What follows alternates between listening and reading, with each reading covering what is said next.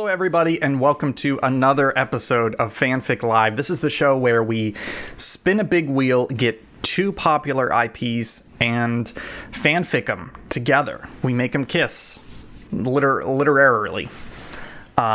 This is our fourth episode, I believe. Jake took over for the first two. He had some crazy stuff going on. I took over for the last one, which I believe was Jumanji X Dragon Ball. Ended up being like 1,800 words. We had to split it into two sessions because stuff happened, but... Excuse me. I got the burpees. Today, we're going to pick two brand new properties. We're going to fanfic them smash. The only rule is we have to finish it today, and it has to be at least 1,000 words. Oh, and at the end, we have to publish it on AO3, which is Archive of Our Own, which is basically a big fanfic internet archive. So let's boogie. Got some nice music going on in the background. Let's see what happens here. Let's see what we're gonna get. Dear Lord, please don't screw me. First property is, oh Jesus, SpongeBob square plants. Square plants. All right, so there we go. That is SpongeBob SquarePants. And let's get the next one.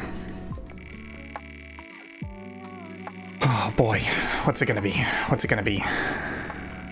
There is one rule. If it's something I don't know, we re-roll. Oh fuck. Oh fuck. Oh fuck, guys. Oh god. This is gonna be great. This is gonna be great.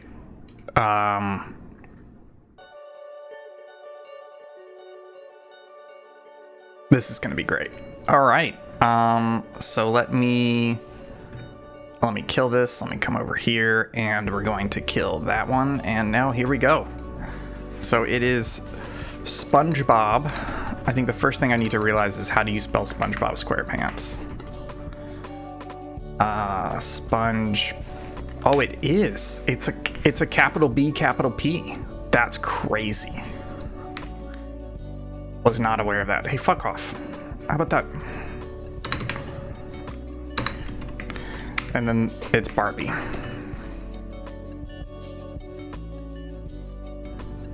God help us. You guys will give me a second. I'm just gonna paste this in the Discord.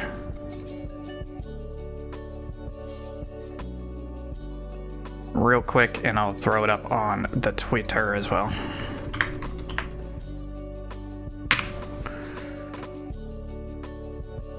It's a nice thing about nobody watching the stream is that it gives you these little moments to just do stuff, you know. Oh, you know what? I should go back to here, and I should go to subpixel team quote.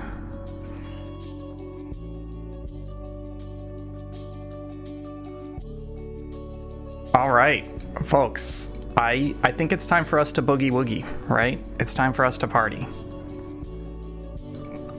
Before we party, a little introduction. Number one, I do have a hot dog. It's almost gone. Pretty good. You know what? Not a huge Mitt Romney fan. People make fun of him for a lot of stuff. But the one thing I will not tolerate is people making fun of him when he says that his favorite meat is hot dog. I get that. It's a top 3 meat. Hot dog is a top 3 meat. Also have some baked beans. Bushes, of course. What do you think I am? Poor.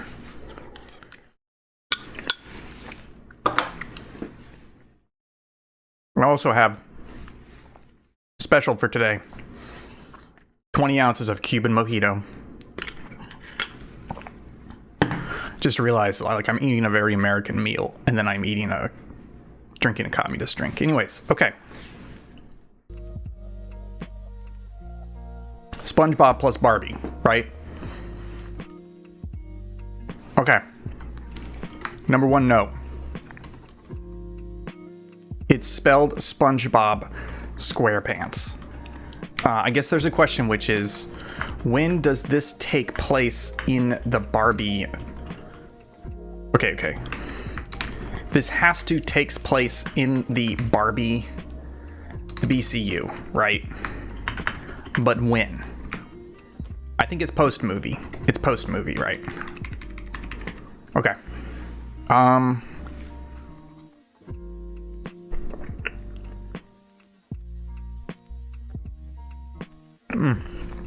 Really good hot dog. Second question. How does the crossover happen? I want to see SpongeBob in Barbie Land, right?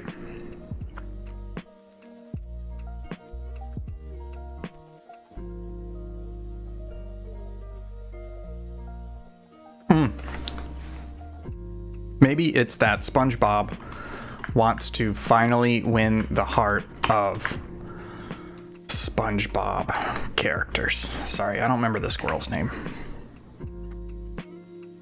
Sandy Cheeks. Look at this handy picture I got. Look at that. Perfect. Okay. SpongeBob wants to finally win the heart of Sandy, so he ventures above the surface and onto Barbie Beach.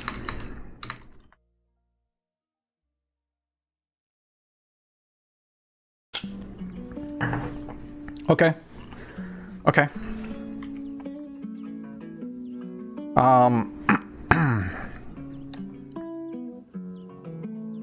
Trying to think, what is the character arc, right? What is the character arc of SpongeBob, right? Because I think it starts out with SpongeBob is head over heels for Sandy, but feels scorned / forgotten. SB goes to Barbie World, Barbie Land. I need to look that up. Okay. There's going to be minor movie spoilers in here. I'm going to try and keep them at a minimum, but some of my research may reveal them. Okay. Barbie movie synopsis. I just want to know what Barbie Land is. There it is. Barbie Land. Two different. There it is. You know what? I'm going to do this. It's called Spellings, right? And it's SpongeBob SquarePants, and it's Barbie Land. SpongeBob is head over heels for Sandy, but feels scorned, forgotten. SpongeBob heads to the surface for new advice because that's where Sandy is from. Okay, so SpongeBob ends up in Barbie Land. Okay, all right, he ends up in Barbie Land.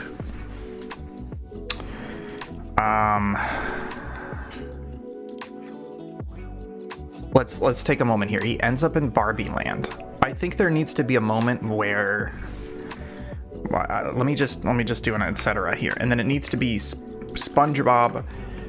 SpongeBob has learned a lesson, but in a manly way, has misunderstood it. He comes back to Bikini Bottom. Gotta check the spelling on Bikini Bottom. A lot of pictures of Bikini Bottoms there. Okay, yeah, it is right. Okay. Bikini, misspelled it there. Comes back to Bikini Bottom, tries to woo Sandy, but Sandy reveals she is playing for the other team. I knew it. Okay, all right. Okay, all right. I mean, should we just get started, right? What's the tense? I think it's third person past tense, right? Okay, so third person past tense. I'm writing this down because I notice one of the problems I have is I start getting into writing and I start accidentally switching tenses.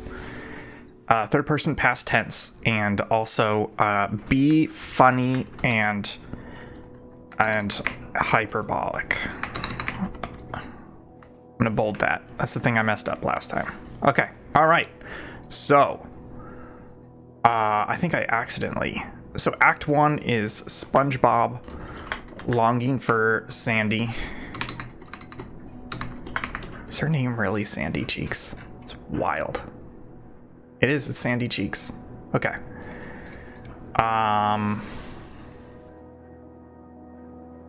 Act 1 is SpongeBob longing for Sandy Cheeks. Asks Patrick for, not Patrick, Squidward for advice. Actually, I'm gonna do 3 guys. I'm gonna do, it's Squidward, it's Gary. He asks Gary, he asks Patrick and Squidward for advice, and then he heads to the surface, right? Act 2 is SB emerges onto Barbie Land Beach. He meets Barbie, Ken, and the others. Gets advice. TBD location / action. I think there's more missing there. This is and the third act is SB goes back below, meets with Sandy, reveals his feelings in a manly interpretation of Barbie's advice, and then Sandy has her own revelation. Sandy reveals her own feelings. Okay, all right, cool. Let's do this. All right, here we go. SpongeBob SquarePants lay back in his clamshell bed. Thin arms tucked behind his head, and his beady eyes wistfully staring at the pineapple ceiling.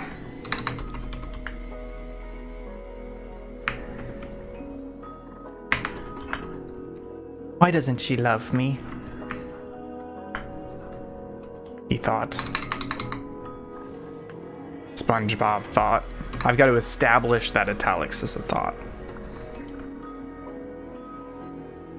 Why doesn't she love me? SpongeBob thought. All I can do is think about her. Okay, I gotta look at pictures of Sandy Cheeks now. What does she look like? All I can do is think about her wide eyes, bushy tail. Wide eyes, bushy tail, and two-tooth grin.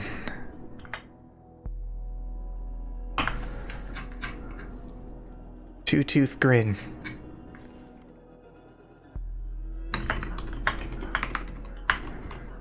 Oh my god, I just thought of something terrible. One day I'm gonna...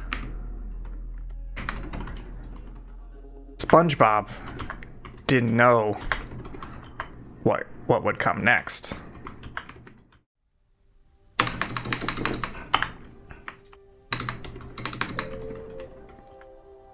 Every time he felt his heart swell with feelings of Sandy, and his mind wander to those fleeting thoughts of what could be. What could be his featureless groin stopped it from going further.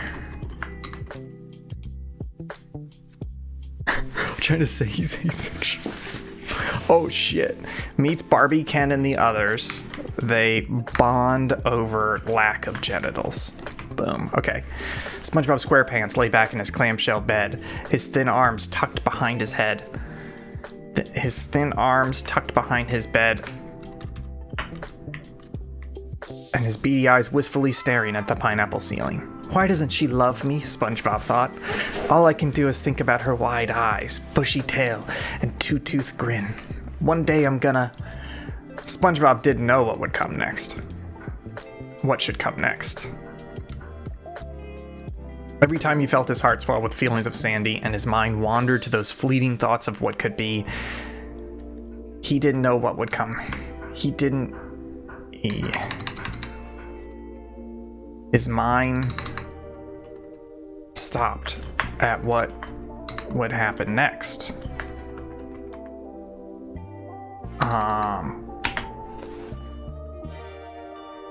Holding hands? Hugging?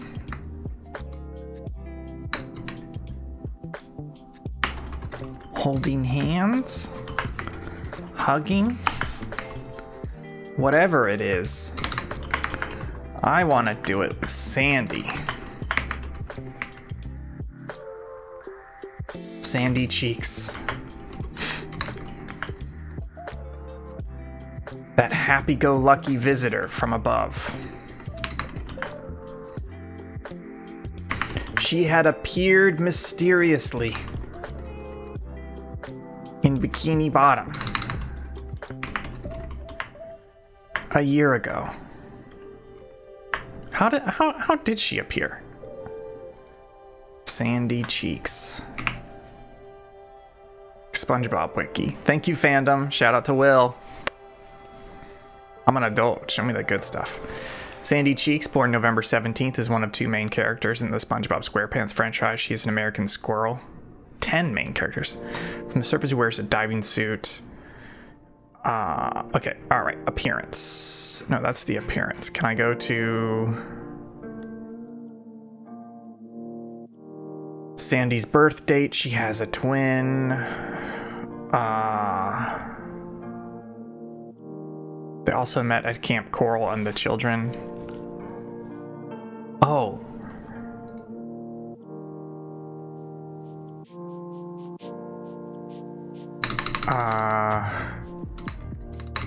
SpongeBob had known her for years. From their first meeting in a... When did they meet?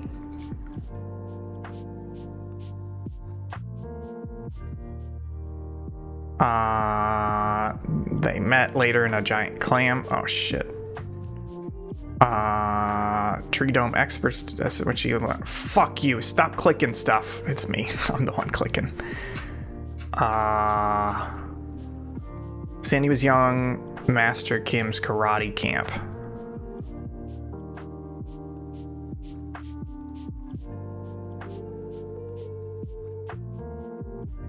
SpongeBob had known her for years, from their first meeting at Master Kim's karate camp to that fateful day when he saved her from a giant clam. I should change this clam to a seashell. Where's the fucking seashell? Seashell bed. Okay, alright. Sandy Cheeks. Sandy Cheeks. Happy-go-lucky visitor from above. SpongeBob had known her for years, from their first meeting at Master Kim's karate camp to that fateful day.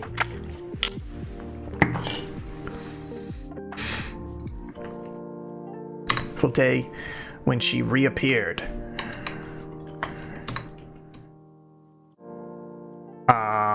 First meeting at Master Kim's.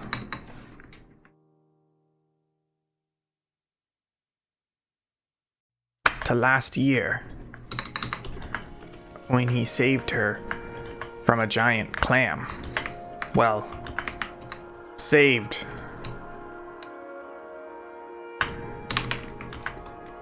Isn't exactly right. Sandy was two taekwondos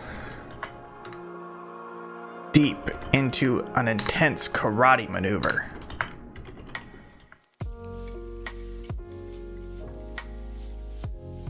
When SpongeBob saw her,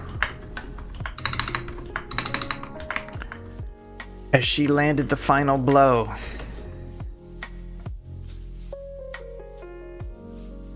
he swore he could hear his heart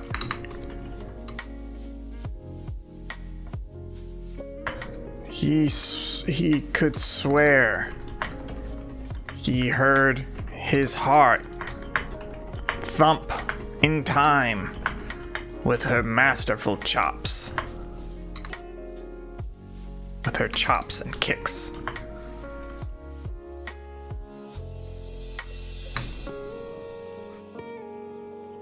Let's go. Oh, Sandy. How do I win your heart?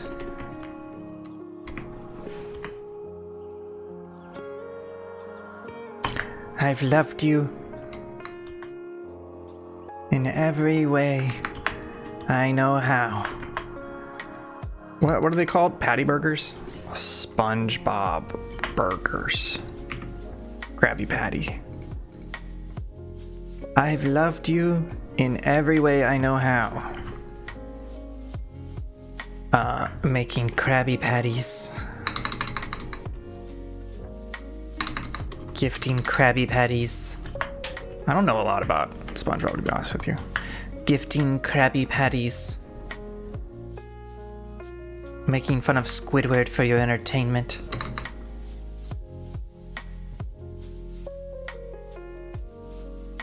Doing my Squidward impression. Gifting Krabby Patties. Letting you play with Gary. Doing my Squidward impression. What more would it take?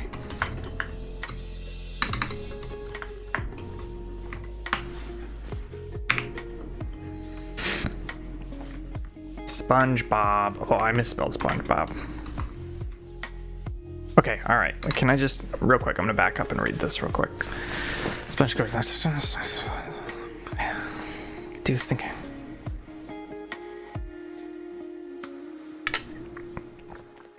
Every time he felt his heart swell with feelings of Sandy, and his mind wandered to those fleeting thoughts of what could be, his mind stopped. He couldn't grasp what would come next. What would happen next? Holding hands? Hugging? Whatever it is, I want to do it with Sandy. Sandy Cheeks, that happy-go-lucky visitor from above. SpongeBob had known her for years, from their first meeting at Master Kim's karate camp to last year when he saved her from a giant clam. Well, saved isn't exactly right. I'm going to change this to she reappeared fighting a giant clam. Sandy was two taekwondos deep. Maybe I just change this to... Really, Google? You don't know how to spell taekwondo? Oh. Sandy was two taekwondos deep into an intense karate maneuver. Into a violent... When SpongeBob saw her. When SpongeBob found her. He could swear he heard his heart thump in time with her chops and kicks. Oh, Sandy, how do I win your heart? And when the giant clam lay defeated, so did SpongeBob's. So did any hope of SpongeBob protecting his heart from this furry goddess. Oh, Sandy, how do I win your heart? I've loved you in every way I know how. Gifting Krabby Patties, letting you play with Gary, doing my Squidward impression. What more does it take? SpongeBob sighed.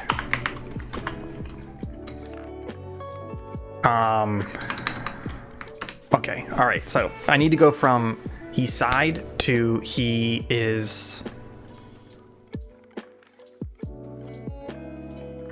He's gonna call up Patrick. We're gonna skip the Squidward. Okay, SpongeBob sighed.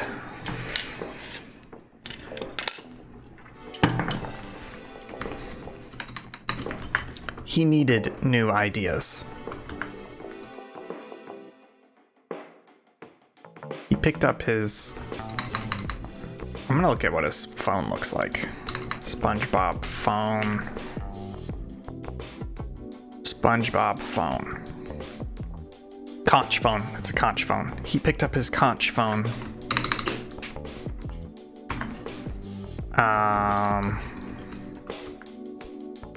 Dialed his best friend, Patrick.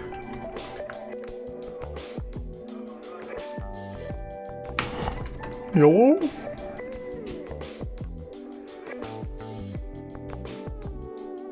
Hi, Patrick. It's me, your best friend.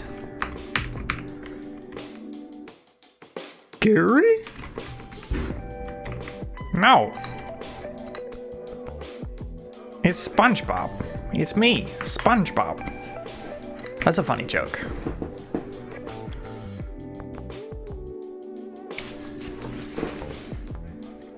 Hi, Patrick. It's me, your best friend. Gary?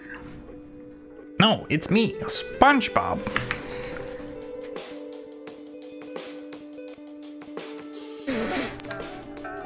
Oh, I'm sorry, SpongeBob. Did you guys know you have the same number?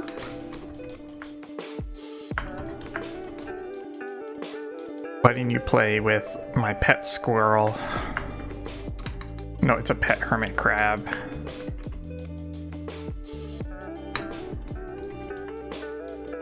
I'm just trying to add a little context here.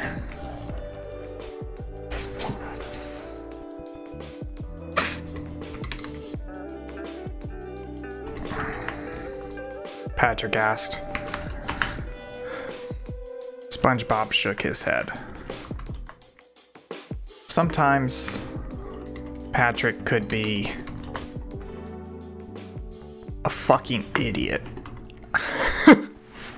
No, I'm gonna try and keep it PG-13. It's too easy to go more than that, so... Could be... Sometimes Patrick could be... Patrick.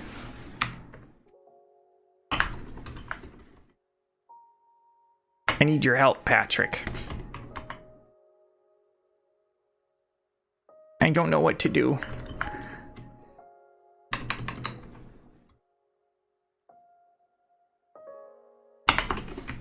I'm doing a great job here. Just look at me. I'm typing. Let's do word check 283. Hi, Sibylla. We're in the middle of... Well, actually, we're close to the end of Act 1 of SpongeBob X Barbie. How's it going?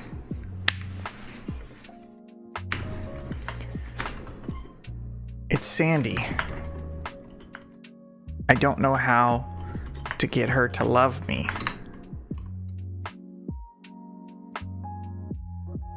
Oh, SpongeBob.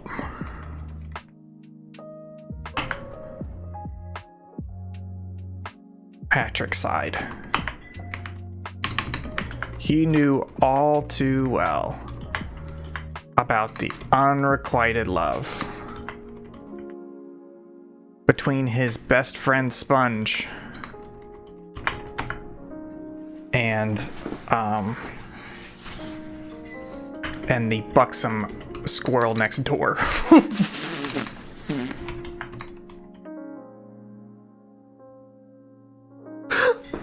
Squirrel next door.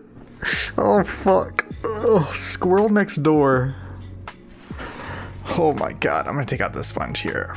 Oh, SpongeBob. Patrick sighed. He knew all too well about the unrequited love between his best friend and the buxom squirrel next door.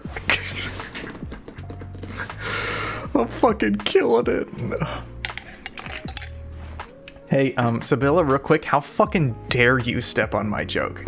I'll give you this. I will look it up. If they don't live next to each other, I'm keeping it in anyways. But this is a good opportunity to look up Mac of Bikini Bottom. I feel like she lives nearby, doesn't she? Okay, I'm trying to load this. Here we go. Okay, so this is the pineapple.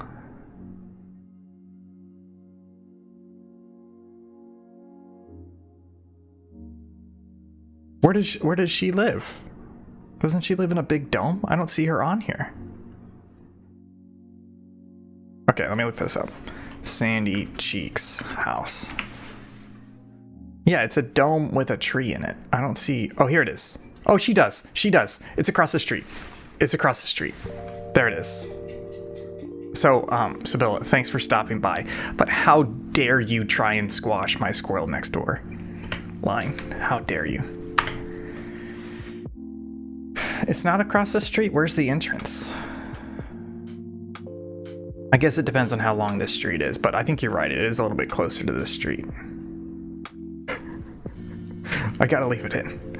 Squirrel next door. Anyways, need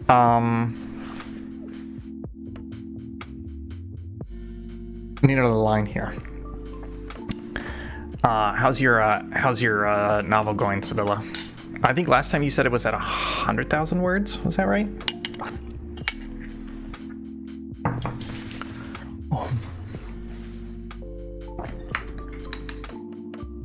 He knew all too well about the unrequited love between his best friend and the buxom squirrel door.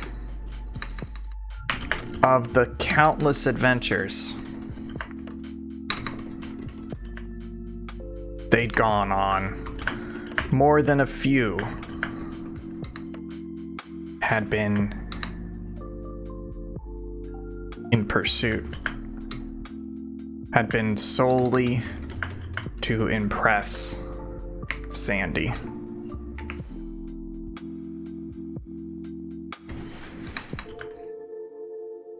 I can't take it anymore, Patrick. Wow, 100K, 120K, that's a lot. I don't think you can call it fanfic anymore. It's a novel. When you hit 60,000 on your fanfic, it becomes a novel. I don't care that it's fanfic. Because again, that's what 50 Shades of Grey is basically fanfic, right? Actually, I think it started as fanfic, and then when it did really well, she just de-twilighted the characters, right? Fuck that. Do you remember that controversy about the person who like wrote Gone with the Wind 2 as a novel? Sorry, I've got to look this up. Gone with the Wind sequel. Here it is. Scarlet is a 1991 novel by Alexandra Ripley, written as a sequel to Margaret Mitchell's 1936 novel.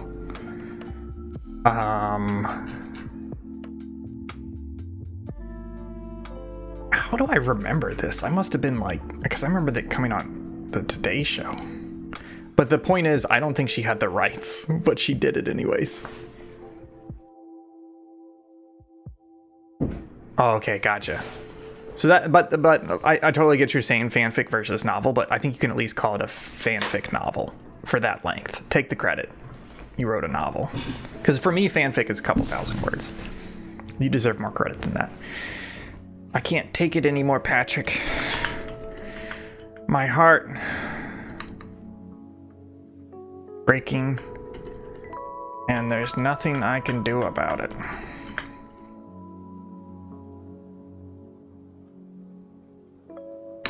SpongeBob screamed into the phone.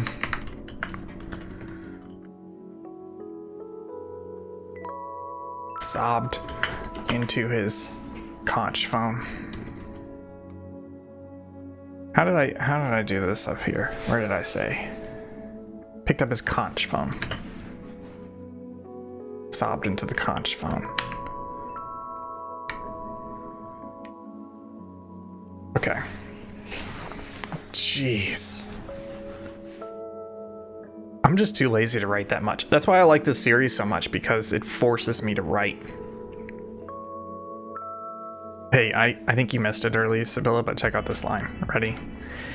SpongeBob had known her for years, from their first meeting at Master Kim's karate camp till last year when she reappeared fighting a giant clam. Sandy was 2 taekwondos deep into a violent karate maneuver when SpongeBob found her. Two taekwondos deep. SpongeBob sobbed into his conch phone. Thankfully, it was an underwater phone. Underwater telephone. Otherwise, it would have shorted out from all his tears. That's a funny line. Drinking a mojito. How's your weekend going, Sibylla?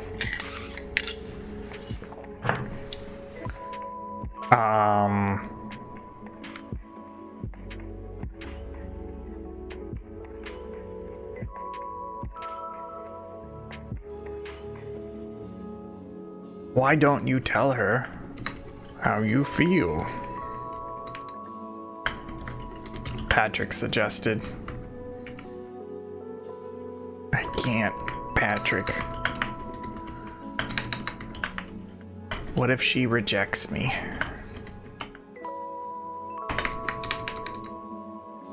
I'm trying to get to a point where SpongeBob reaches the conclusion that he has to go to the surface. That's where he's going to get to Barbie Land. You seen the Barbie movie, Sibylla?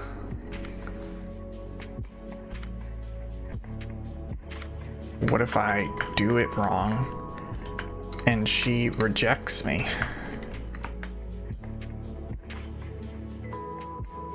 She's a surface girl. What does she want with a she sponge like me? What does she want with a dish sponge like me? Yeah, Barbie movie, man. I was fucking crying. That movie was so good. Blew me away. Great movie.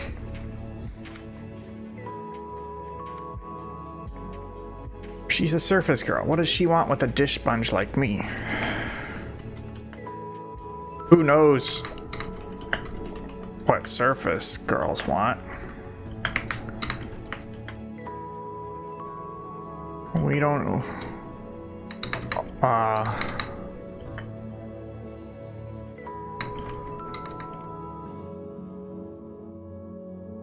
Patrick replied. SpongeBob paused. There was a dim buzz in his head. That feeling he got once or twice a week. A painful filling sensation. An idea. He had an idea. I'm trying to say he's so stupid that he gets ideas very rarely. There was a dim buzzing in his head. That feeling he got once or twice a week. A painful sensation. A painful and uncommon sensation. An idea. He had an idea. That's it, Patrick. I'll go to the surface and talk to surface girls. There.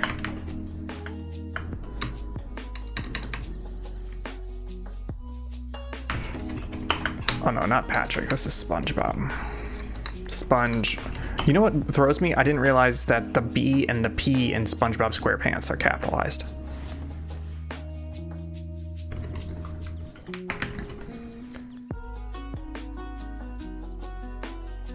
They'll know just how.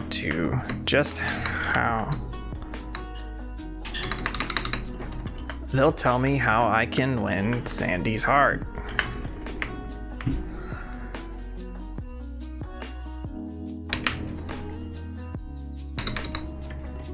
The surface? SpongeBob, I don't think that's a good... SpongeBob, hang up. SpongeBob.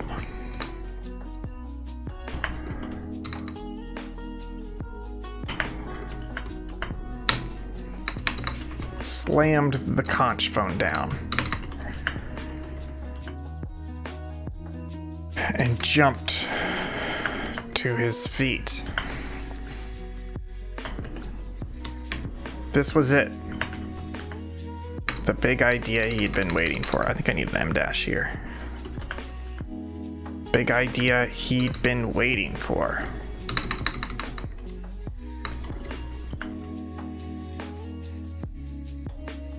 Go to the surface. Okay, we're doing great. We're doing great. 500 words, folks. And we're almost done with Act 1. He ran around his pineapple house.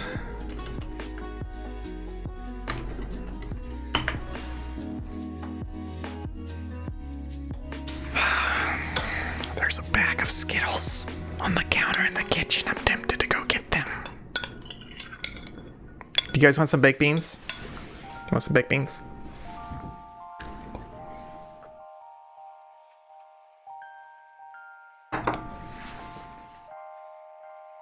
Baked beans, one of the best American foods, by far.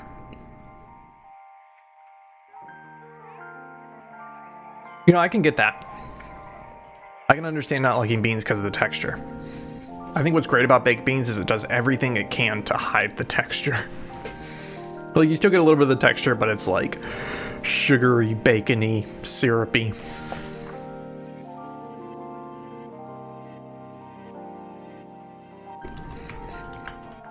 Gathering supplies for his trip.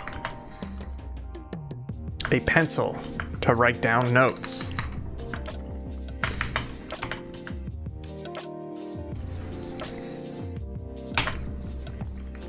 A pencil to write down notes.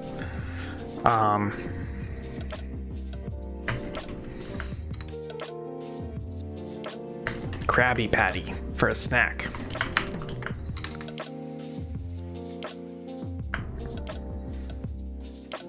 God, I'm about to say like a big plastic bag. Yeah, fried chickpeas or like oven roasted chickpeas. I've had those a couple times on salads. That's good. It's weird though. I'm not actually a big fan of chickpeas, but I love hummus. But it's like you got to get it to hummus and then I'll love it. Before that, I'm not a big fan. A pencil to write down notes. A Krabby Patty for a snack. And an... Oh, God. Look, I want to say something in here. It's a joke, but it's also the type of joke that could kill people, but only if a child read this, they could accidentally kill themselves. And I want to say that SpongeBob's gonna put a plastic bag over his head to keep the air in, or to like keep the air out, but he doesn't need to. Maybe I'll just do in a spray bottle to keep him moist in the hot surface sun. You know, I mean, it probably is canon. Okay, I'll look it up in canon. I'm not gonna promise to follow it though. I have seen I feel like SpongeBob just goes on the surface though, right? Like he doesn't change anything. He's just a sponge on the surface, right?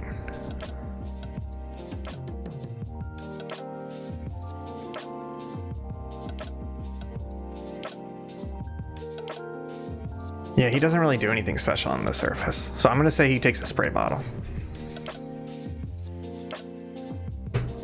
Aren't there 2 SpongeBob movies?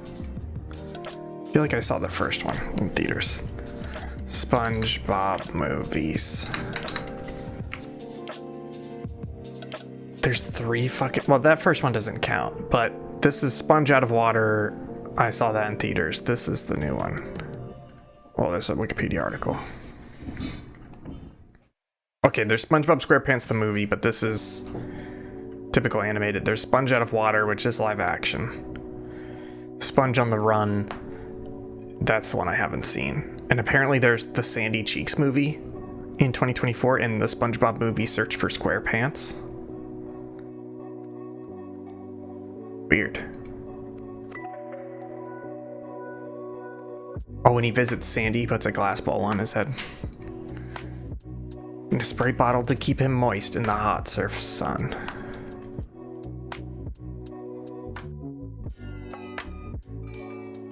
I'm gonna change this. I'm gonna say seaweed licorice for a snack and a spray bottle to keep him moist in the hot surface sun. I'm ready. SpongeBob screamed to no one in particular.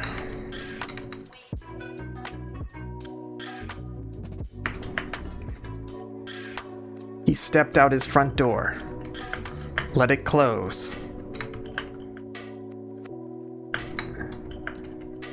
and then slowly marched.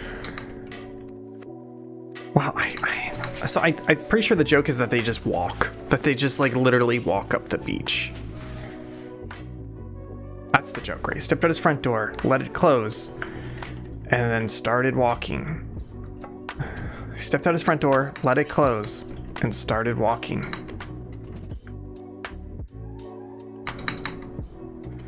Out of Bikini Bottom and towards the solution. No, I think we're going too far. He stepped out his front door, let it close. No. He kissed Gary goodbye. Stepped out his front door. And walked. Began his slow trek to the surface. Slow trek across the sandy ocean bottom.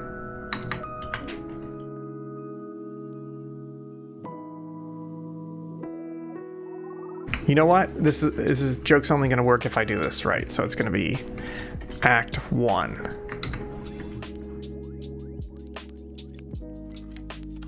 Yeah, fuck you, right? I'm gonna do acts in my thing. Act 2.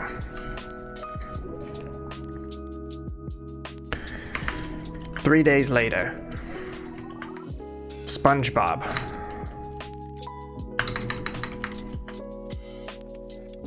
could tell he was getting closer to the surface.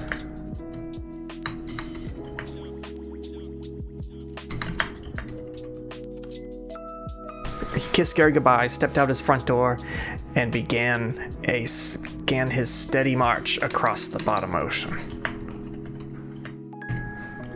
3 days later, SpongeBob could tell he was finally getting close to the ocean.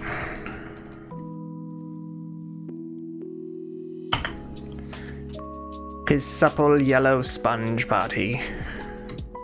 His supple yellow body could feel currents. The water moving to and fro as it interacted with winds and tides. With the winds and tides. That never happened in Bikini Bottom. They were too deep there.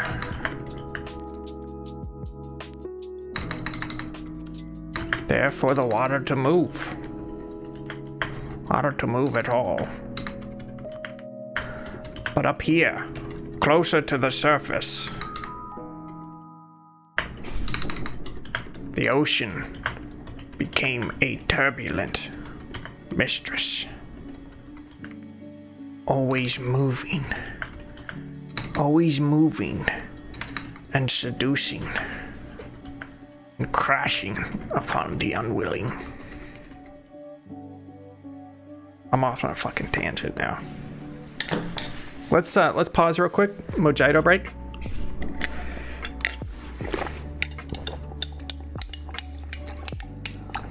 Stir it. Mojito. It's Mojito. A Cuban Mojito. 3 days later, SpongeBob could tell he was finally getting close to the surface. His supple yellow body could feel currents, the water moving to and fro as it interacted with the winds and tides. The water moving to and fro as it interacted with the tides. That never happened in Bikini Bottom. They were too deep there for the water to move at all. But up here, closer to the surface, the ocean became a turbulent mistress, always moving and seducing and crashing upon the unwilling. Always moving and seducing, moving and crashing upon the unwilling that ventured upon it. Oh, someone is tapping behind my seat. Oh, I think people agree with you because I just switched over to the YouTube and it's just a bunch of people putting poop emojis in the chat. Okay, sorry. This is a funny sentence, but I'm not doing it well enough. That never happened in Bikini Bottom. They were too deep there for the water to move at all. But up here, closer to the surface, the ocean became a turbulent mistress, ever mingling with the wind and the moon, moving and crashing, dancing and crashing upon the unwilling, upon any who dared venture into her, who dared enter her. I just wrote a really sexy sentence there. Okay.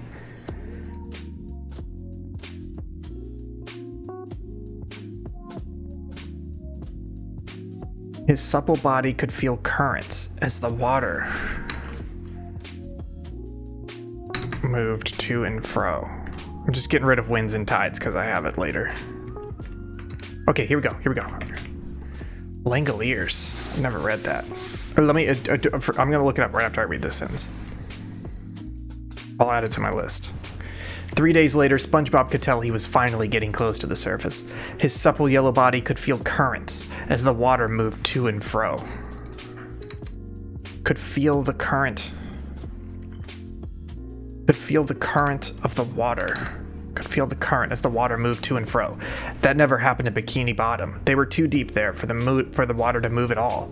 But up here, closer to the surface, the ocean became a turbulent mistress, ever mingling with the wind and the moon, dancing and crashing upon any who dared enter her. Jesus Christ. The Langoliers. The Langoliers. The TV show? Based on the novella. Okay, here we go. 4 Past Midnight is a collection of novellas written by Stephen King. Man, Stephen King is like good and bad. Like I read the entire Dark Tower series and there are good parts of it and there are terrible parts of it. And it's just a shame. He's a great writer. But sometimes he doesn't know how to tell a story. Okay, all right. Sorry, let me read this. Wait a minute. I think I know. Wait a minute. Is this, okay, before I read this, is this the one where they like end up on an airport in the middle of like interdimension and it's just an empty airport and a runway and then there's like weird monsters? This is the one, right? This is the one. Yeah, because I've seen clips from the series. And oh my god, how long? Oh god. That's very funny. Anyway, sorry. We're gonna do a check real quick of word count. 642.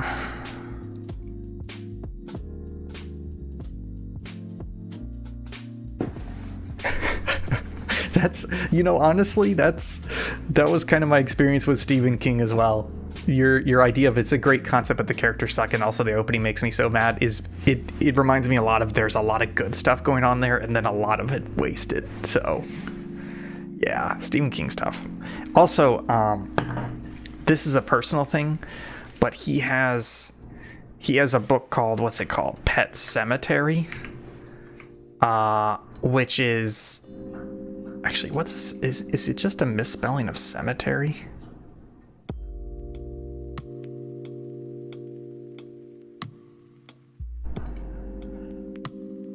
Anyways, it's called Pet Cemetery, and the first time somebody told me about it, I thought they said it was called Pet Seminary, and I immediately thought of all these cats and dogs and rabbits in like priests' outfits, like learning Catholicism and having like deep philosophical moral debates, and I was like, that's fucking cool. That's such a great idea. It's like Catholic Watership Down. I was like, hell yeah. And then they were like, no, Pet Cemetery. It's like a horror thing. And I was like, no.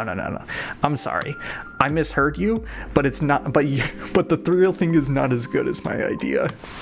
Like, you know, I want Doubt. I want Benedetta. I want. Is it Umberto Eco's The Name of a Rose? Is that the one that takes place in a seminary? I want that, but it's pets. I want 1984. I want Catholic 1984. Anyways, sorry, I'm losing it a little bit. Okay. I think the mojito's hidden, which means I need to get another one. I'm halfway through this one.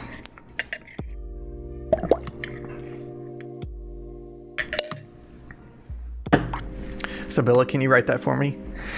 Pet Seminary.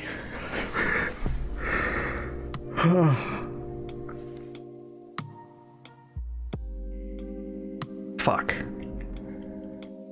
How much are you gonna charge me? Do you have a going rate? Because I did some creative writing last year, and I got paid.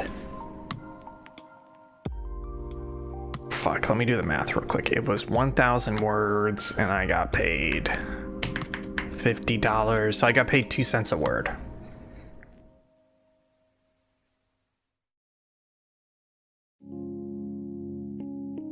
Yeah, I'm just curious, what was your pay structure like? Was it a flat fee for what you were providing? Was it a per word? Mine was like it was basically this crypto company, and they were like, they had a fictional element to their crypto, and they were like, we need somebody to write our world lore. And they were like, we came across your writing somewhere from somebody, and we want you to be one of the people that pitches. And so I wrote this 1,000-word pitch doc where I was like, here's what I think the lore of your crypto story is, or whatever. And they were like, actually, they did pick me, and they offered me a job. But then I was like, I'm sorry, I'm too fucking busy. I can't do this. I'm sorry. Because like I just gotten promoted, and all the Subpixel stuff was happening, and I was just like, I'm sorry, I don't have time for this. But it was fun writing it. It was cool to know I still got the writing. Okay. $15 a pop. That's not bad. One shots, those are 1,000 words or less. Is that flash fiction? Flash fiction's 1,000 words or less.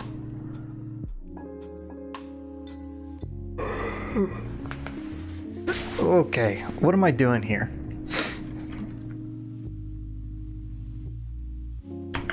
SpongeBob felt his stomach tighten as he neared the barrier between water and air. It had been... He'd only visited the surface a handful of times. Each an adventure full of excitement and fear. Being this far from home. This far from friends.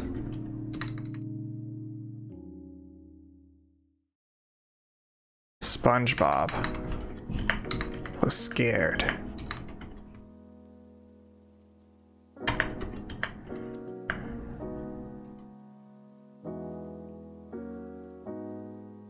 As his head breached the surface,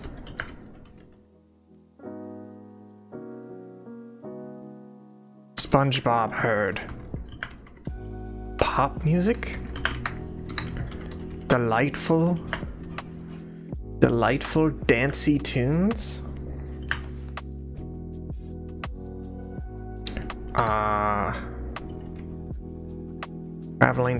Traveling across the waves.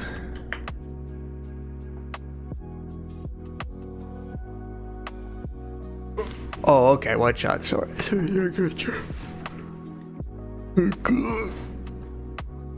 Tired. I think I'm drinking too fast. Let me drink some more. As his head breached the surface, SpongeBob heard pop music. Delightful dancey tunes traveled across the waves. And into his ears.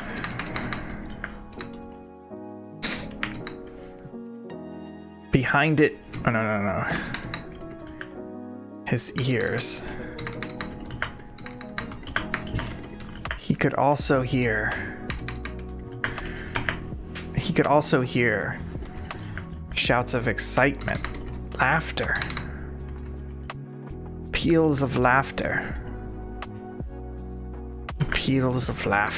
That's cliche.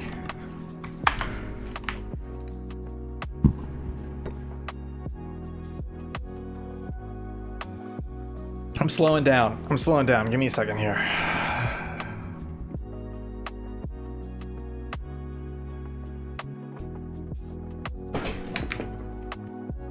Like, oh my God, Ken.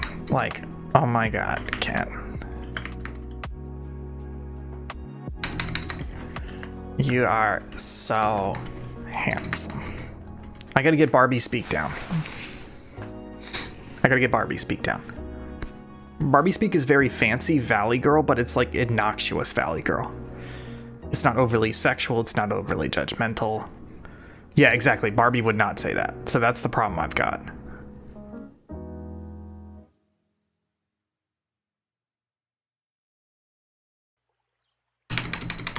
That's the problem.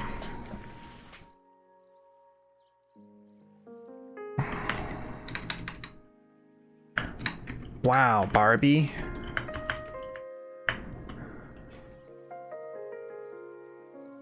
Yeah, something he's doing, definitely. But I don't want Barbie to be complimenting Ken to be the first introduction to this world. I think it needs to be people complimenting Barbie. Wow, Barbie.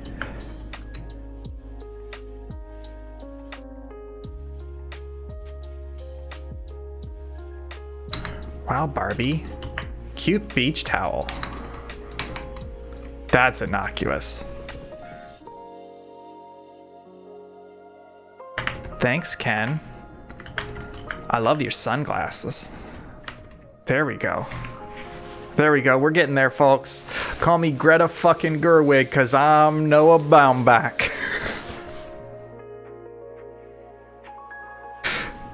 The fuck? Oh boy.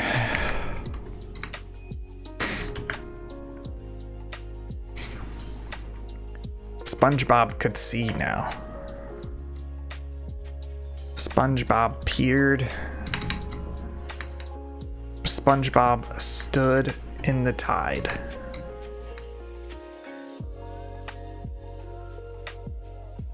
SpongeBob was half out of the water now. His eyes wide. His wide eyes. I don't want to say drinking. I'm gonna put drinking here and we'll come back later. Drinking in the sight before him.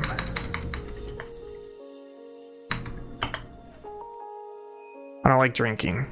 No, I love drinking. Don't like the word here. Hi, Saint Halucha. It's SpongeBob x Barbie. We fucking did it. This is actually coming together yet. What's the guess? Oh, kiss yet. No, there's no kissing.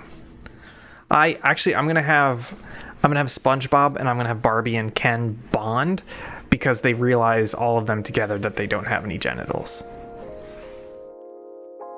I already had it up here. Where did I say? SpongeBob didn't know what should come next. Every time he felt his heart swell with feelings of Sandy and his mind wandered to those fleeting thoughts of what could be, he couldn't grasp what would happen next. Holding hands, hugging, he couldn't quite say what he wanted to do with her. what he wanted to do with her. Holding hands? Hugging? Whatever it is, I want to do it with Sandy. What? You gonna look up? I gotta go to incognito for this. Does SpongeBob have a penis? No, he doesn't have a penis, but I respect how hard you worked on your investigation. That's according to BuzzFeed. Here's your answer. Doesn't have a penis. SpongeBob was half out of the water. His wide eyes. SpongeBob stood half out of the water. His wide eyes drinking in the sight before him. It was an explosion. It was a collage of pastel colors and beautiful bodies. So just to bring you guys up to speed, here's the rough thing, right? SpongeBob, he's longing for Sandy Cheeks, calls up Patrick, says, I gotta do something, I gotta win her heart somehow. And he gets the idea, I'm gonna go to the surface where Sandy's from, and I'm gonna ask, how do I win a surface girl's heart? SpongeBob goes to the surface, ends up on Barbie Land Beach. He meets Barbie and Ken and the others. They bond. He gets advice. I don't know what the advice is.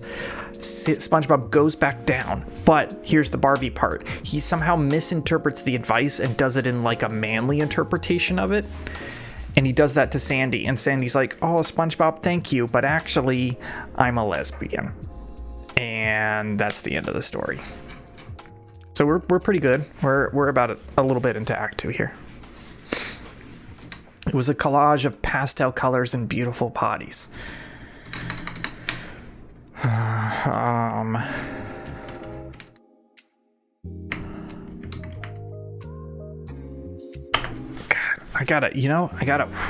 I think I gotta, you know what? Give me 2 seconds, folks. I'm gonna throw you to tech break. I'm gonna go take the dishes back and I'm gonna get some Skittles because I gotta refresh just a smidge. I'll be right back.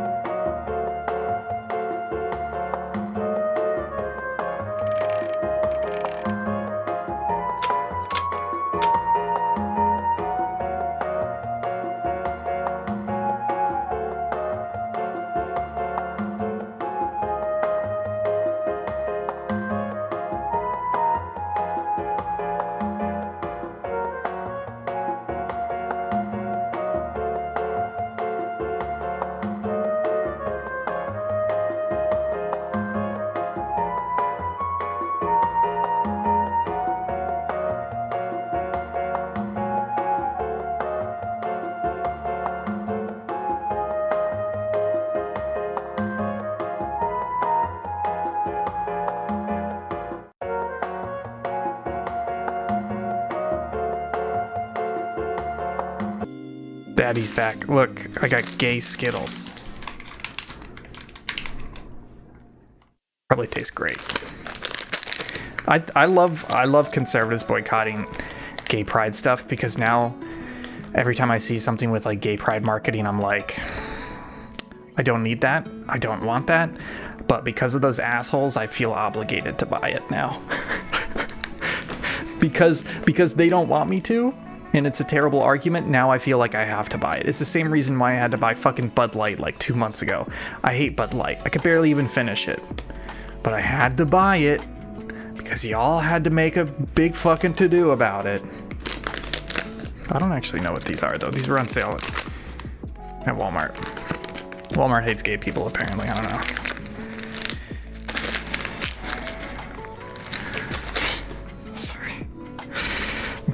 Look, we have to pause for a moment, right? These are called Express Yourself Skittles. Let's go to the camera, right? Express Yourself Skittles, right? It's got rainbow all over it. So you're probably like, oh, it's gay pride Skittles. So what color are they? Well, folks, they're all just white.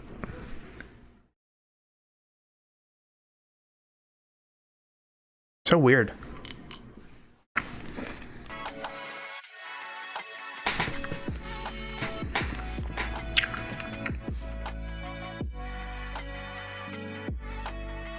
But Lucha, I'm only homophobic for a punchline, okay? There's no punchline here.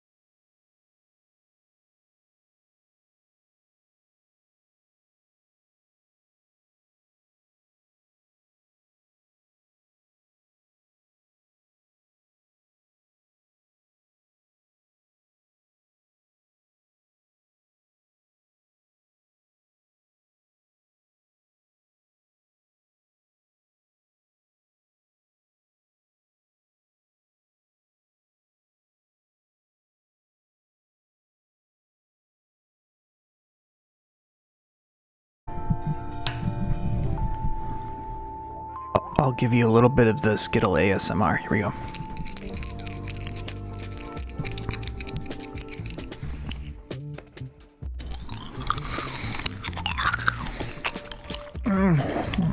Oh, yeah. All right, let me finish.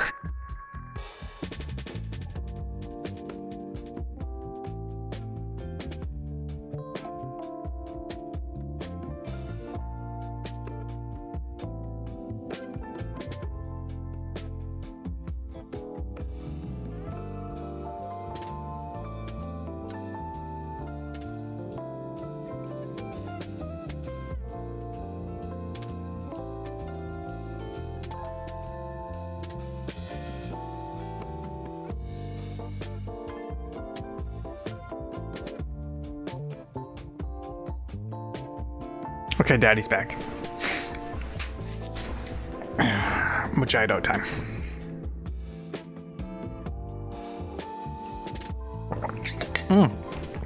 Yummy. Dry or sweet? Let me see. You streaming? Yeah. I'm writing a story about SpongeBob SquarePants and Barbie. Halucha says hi. We gotta come on camera. Oh. Are you using this? This is dry. Thanks. That's all I needed. Hi, Halucha. She's being mean today. Okay.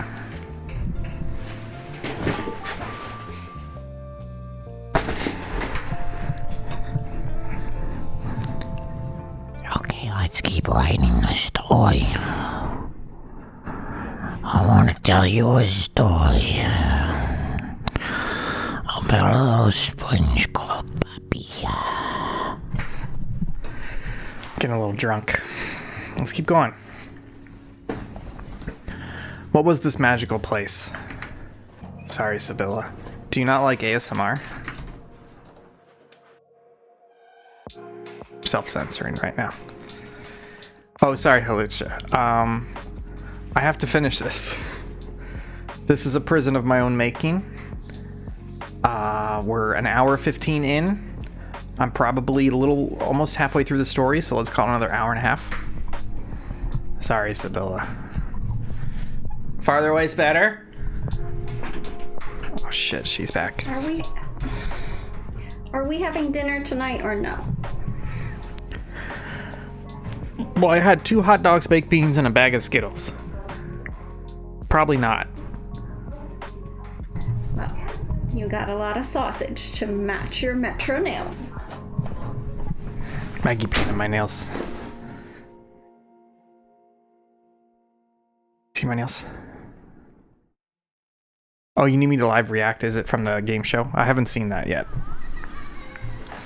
Yeah, they're dip, though.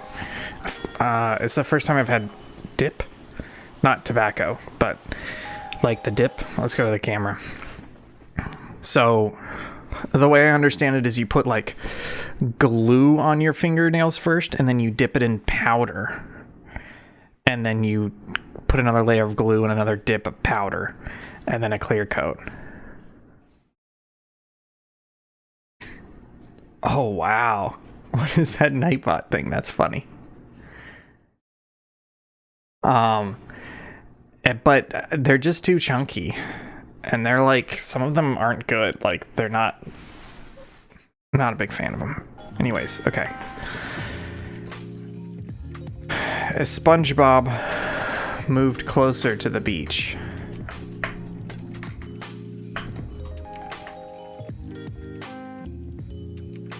he inevitably drew the attention of the reveling beachgoers.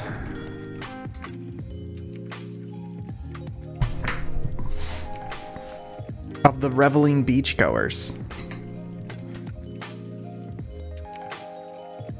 Hi, they shouted.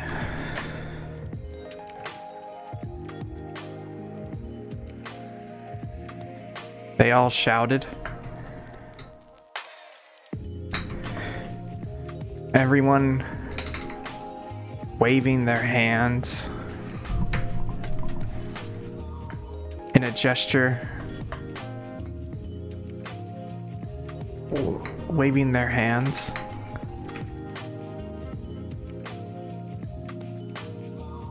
Hiya! Hello, replied SpongeBob. What is this magical place? Where am I?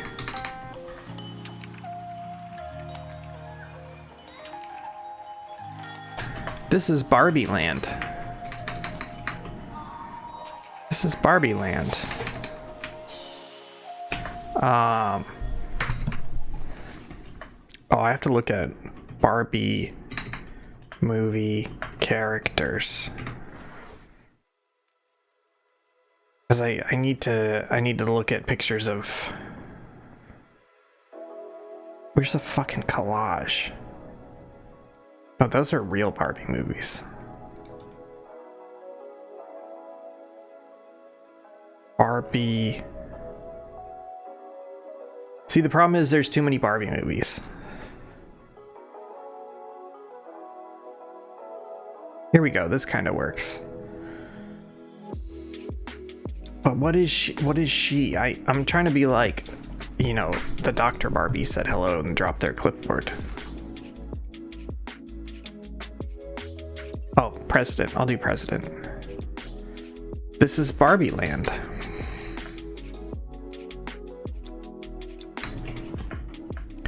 Said an attractive woman wearing a large banner.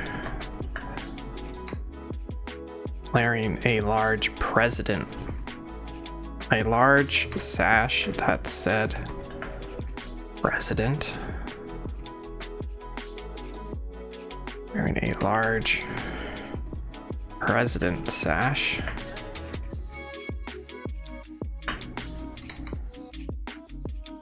On behalf of all Barbies and all Kens,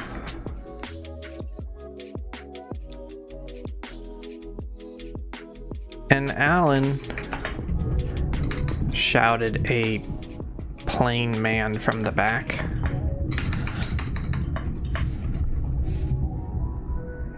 It's fucking thundering. Fucking thundering up in here. Hey, I'm from Jersey.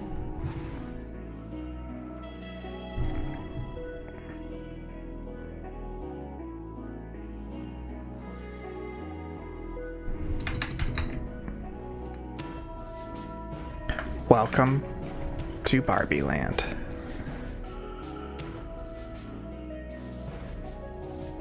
This is Barbie Land, said an attractive woman wearing a large president sash. On behalf of all Barbies and all Kens, and Alan, shouted a plain man from the back.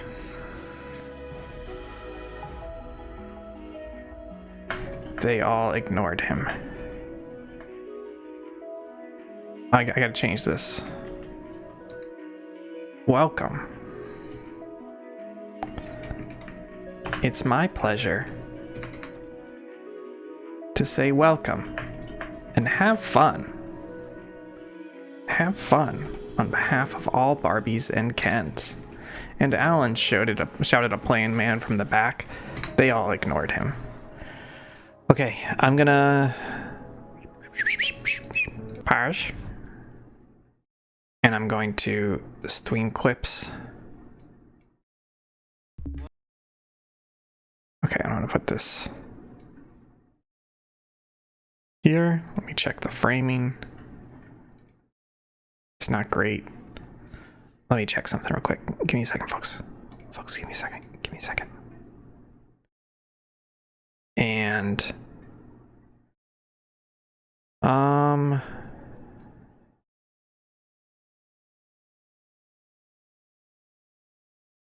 you know what? I think that's I'll cut off some, folks. I'll have it a bit like that. Sorry, it's kind of the best framing I can do right now. I know you can't see it, but let me. All right, this is me watching this. Let's do it.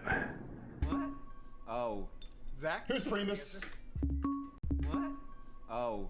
Zach? Who's Primus? Who's Primus? Fuck yeah! Yeah. This is what all the cam girls are doing, right? Oh my god! Donate more. Donate more.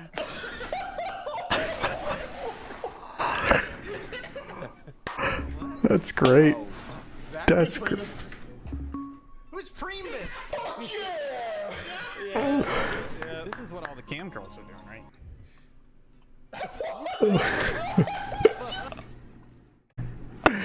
That's incredible. I will never apologize for doing that. Anyways. And Alan shouted a plain man from the back. Oh, let me play some music. Thank you for sharing that, Holucha. That was great. They all ignored him. I'm SpongeBob SquarePants.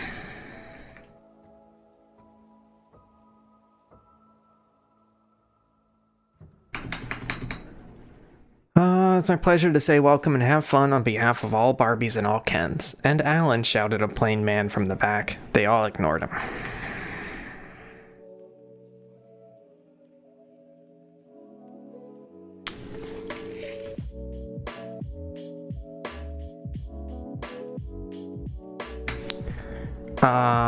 SpongeBob stepped onto the beach.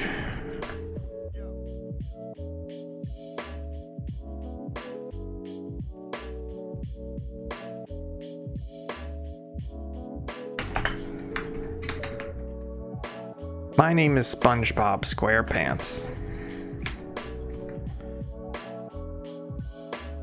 And I'm from Bikini Bottom.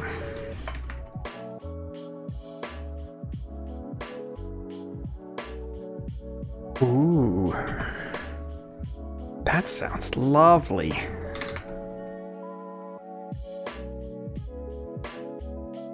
I'm always in a bikini. Said Beach Barbie.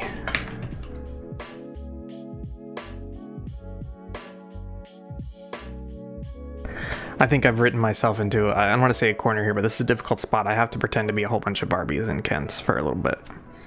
Ooh, that sounds magical. That sounds like a magical place. Sounds like a magical place. I'm always in a bikini, said Beach Barbie.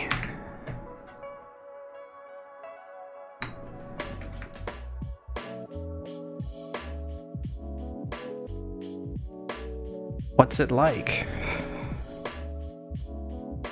SpongeBob thought for a second before replying. Well, it's filled with water. It's deep under the ocean and full of weird people living in trash houses.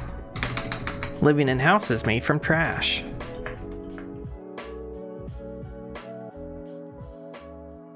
Well, it's deep under the ocean and full of weird people living in houses made from trash.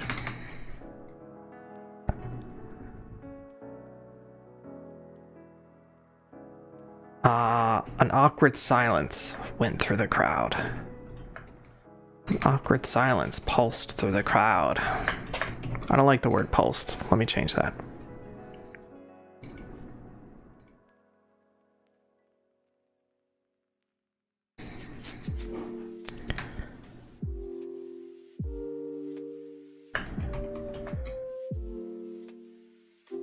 That's weird.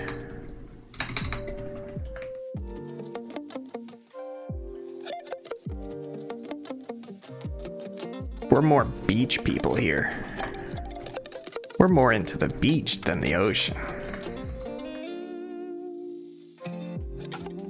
In the ocean, lifeguard Ken said,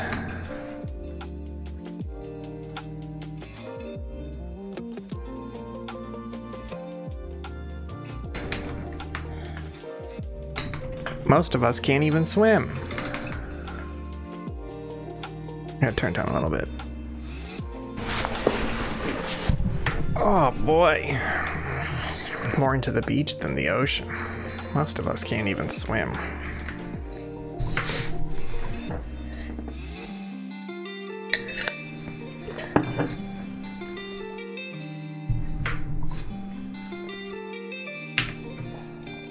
Okay, we've got the chit chat, but now I gotta go from chit chat to the mission. Okay, how about this? He says, I have a problem with a girl, and they say, we know who you need to see. You need to see Barbie. And then they take him to see Barbie.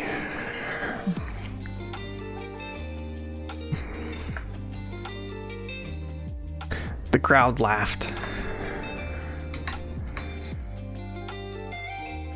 The crowd of Barbies and Kens laughed.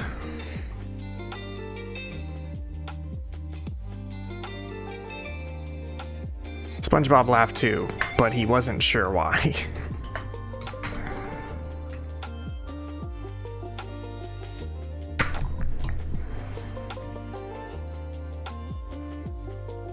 Well, Mr. SpongeBob, what brings you to Barbie Land?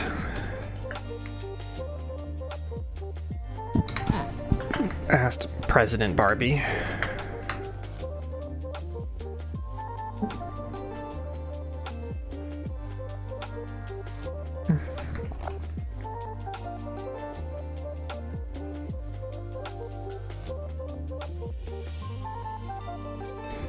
SpongeBob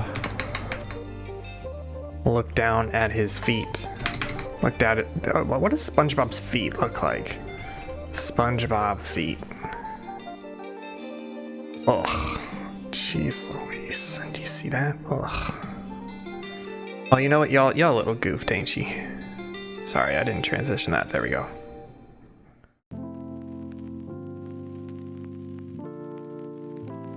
Ugh. That's SpongeBob feet from season 6. I can't get into those. SpongeBob. Actually, let's do this. SpongeBob looked at the crowd of smiling faces around him. Everyone, every single one, unique but beautiful.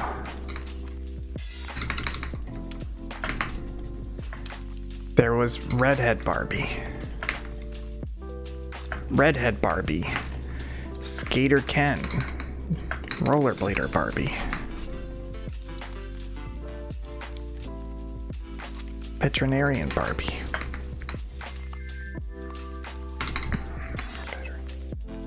Veterinarian Barbie. What other Kens are there? There's like Skier Ken, Skater Ken, and list of Barbies and Kens.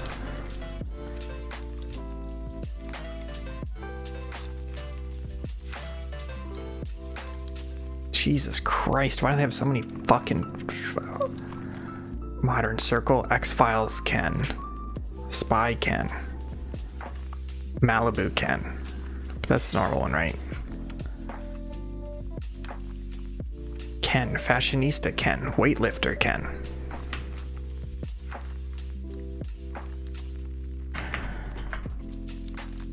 They all looked...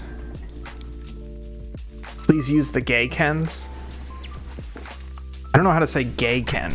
Should I say...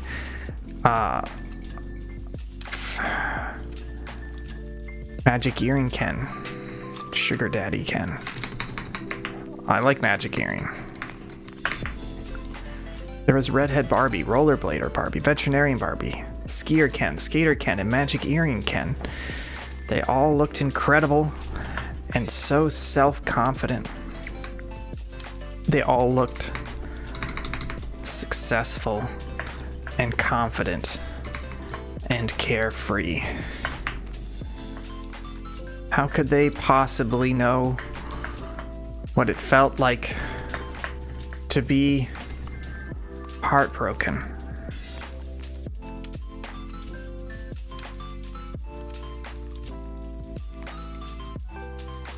It's okay, SpongeBob.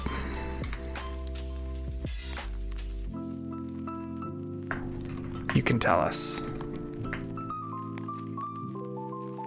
SpongeBob.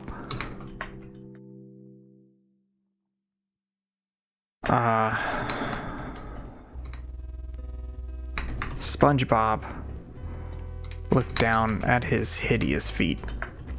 Down at his spongy body, at his misshapen, at his spongy misshapen body. It's okay, SpongeBob. You can tell us. Oh, no, it's okay, SpongeBob. Said a confident voice. Not confident.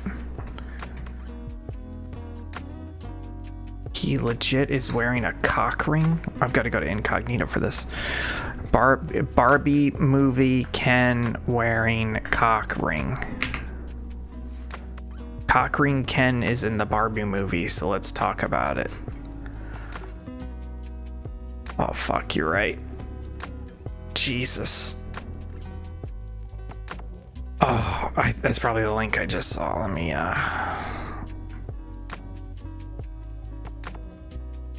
Oh, there's the link, sorry. Yep, I see it now. Yep. That's wild. All right. Okay. I don't know if you can tell where I'm going, but SpongeBob looked at the crowd of smiling faces around him, every single one unique but beautiful. There was Redhead Barbie, Rollerblader Barbie, Veterinarian Barbie, Skier Ken, Skater Ken, and Magic Earring Ken. They all looked successful and confident and carefree. How could they possibly know what it felt like to be heartbroken? SpongeBob looked down at his spongy, misshapen body and stayed quiet.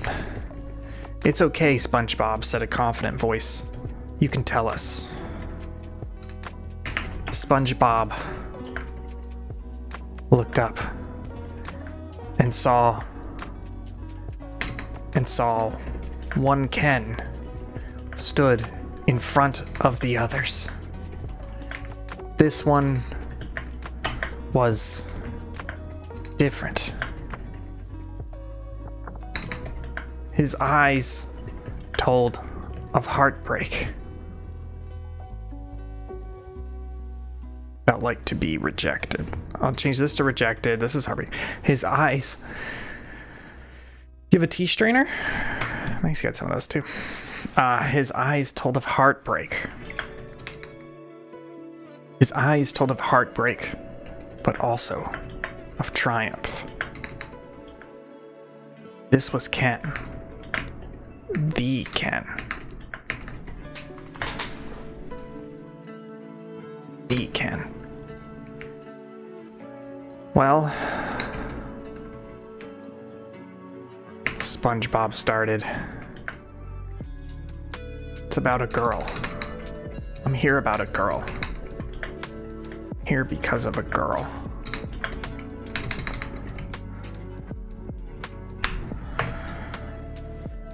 Looked up and saw one Ken stood in front of the others. This one was different. His silver hair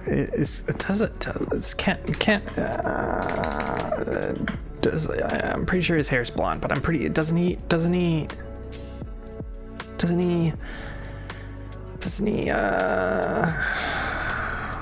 have silver hair by the end of the movie? It's like white. It's white, right? His hair's white. It's not blonde. I can't call that blonde. Well, maybe I could, because it does kind of match her hair. Maybe I'll call it stunning blonde hair. His silver blonde hair. Silver blonde hair and roguish smirk. Roguish grin. His silver blonde hair and roguish grin. His eyes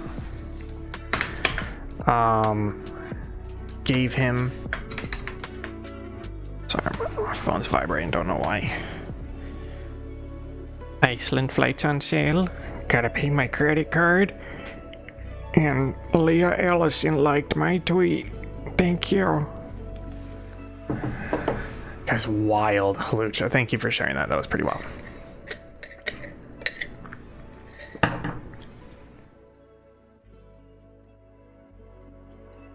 His silver blonde hair and roguish grin made him seem so much more alive than the others.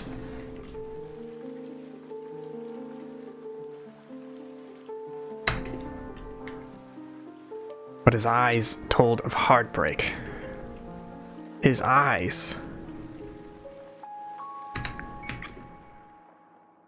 His weathered eyes. His weathered, piercing eyes told of heartbreak, but also of triumph. This was Ken. The real Ken. The first Ken. Well, SpongeBob started. I'm here because of a girl. Ken chuckled. It's always about a girl. There's always a girl. Always about a girl. Isn't it?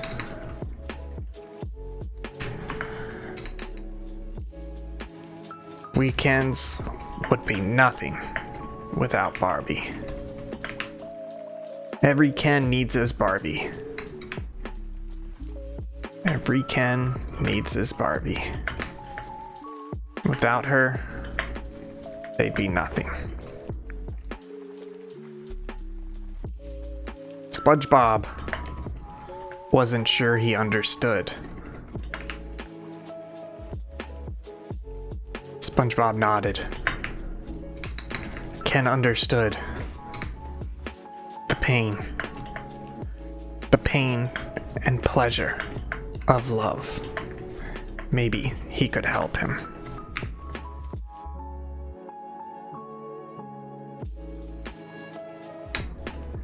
The girl I love. Sandy cheeks. She's from the surface. Do you guys want to see my cat? I hear him screaming. Let me go get my cat. Come here, kitty! Come here! Come on! Come on!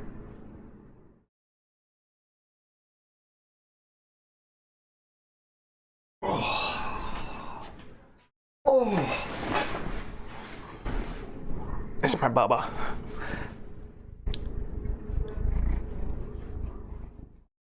He's my big old boy. He's a honky tonker. It's just the fan. It's just a ceiling fan. You know how the ceiling fan works. It goes around and around. You've seen it before, did you, Cookie? It's just a fan. Don't look at the fan. Got purr in the microphone. Okay, let's go put you outside, okay? Oh. There. Yeah.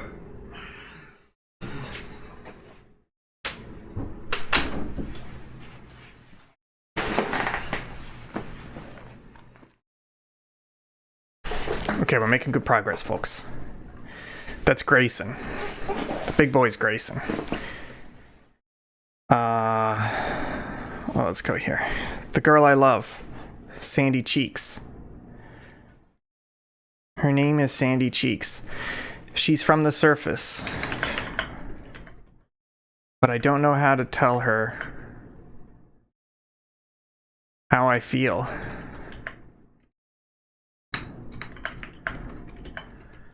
I don't know how to make her love me.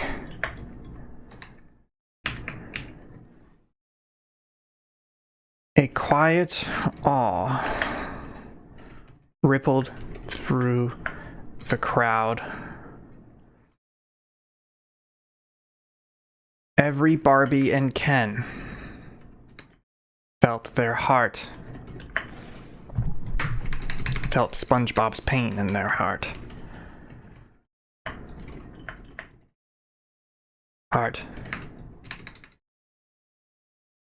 And in that moment, they would do anything to help him.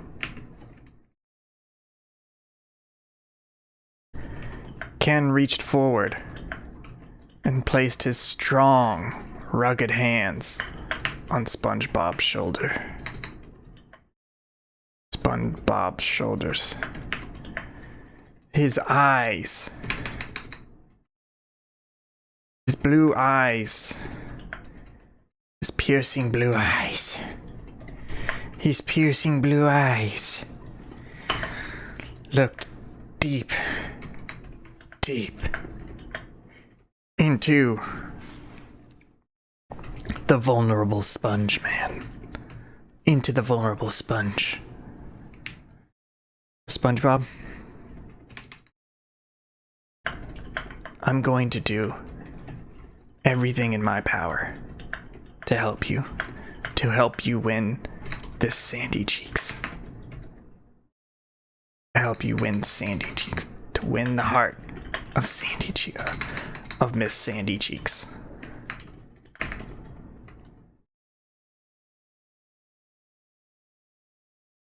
Will you let me help you? SpongeBob felt tears in his eyes. This was it. Finally, somebody who's going to help him get what he wanted most in the entire... That's bad. Finally, somebody was going to help him.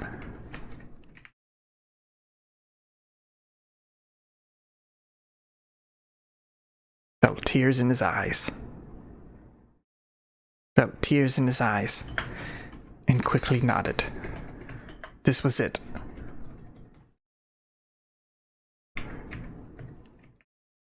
Good, said Ken.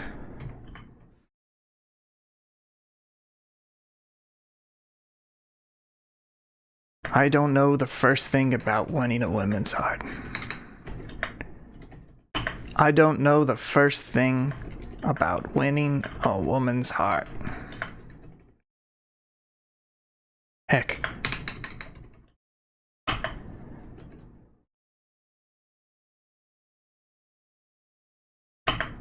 But I know someone who does. The first woman. The first Barbie. First woman. The first Barbie. Okay. We're making progress, folks. How fucking long is this now? 1,280 words, folks. The first Barbie. A surge. The crowd began to move. Surging around Ken and SpongeBob as they walked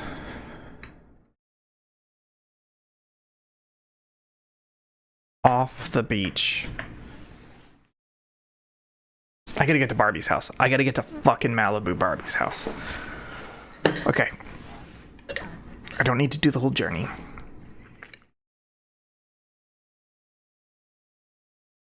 What if I just skip it? I'll just skip it. I'll just call this Act 3. Act 3. Act 3. Act 3.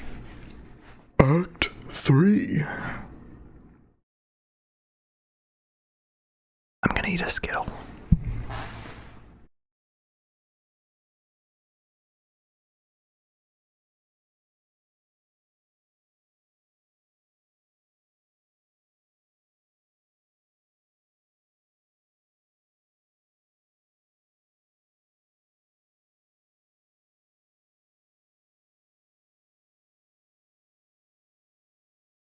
Daddy's back. Hi. Ken and SpongeBob stood outside a brightly colored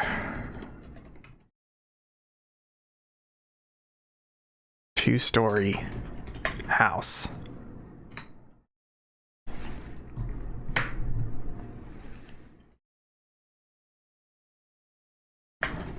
With a pink Corvette out front.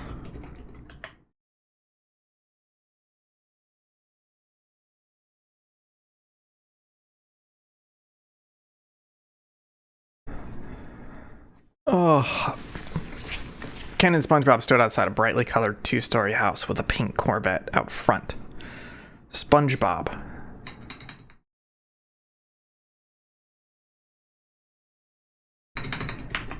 It stood at the end of a tidy cul-de-sac. Similar houses.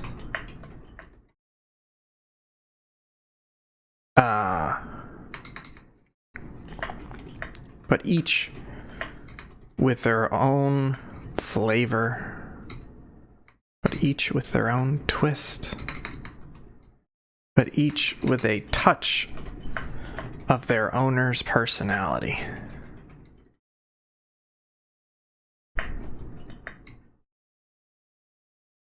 Ken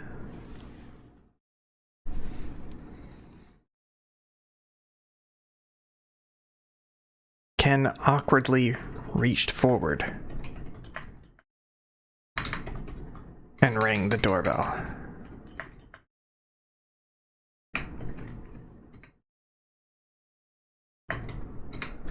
That's weird. Whoa. SpongeBob thought. Ken seems nervous. I wonder why.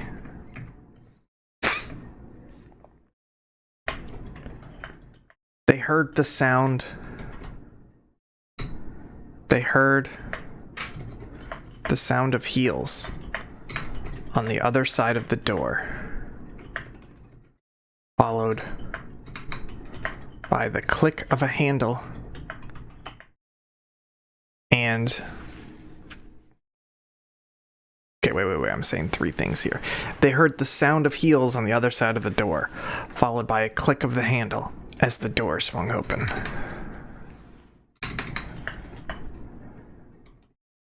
As it swung open, in front of them stood Barbie. The Barbie.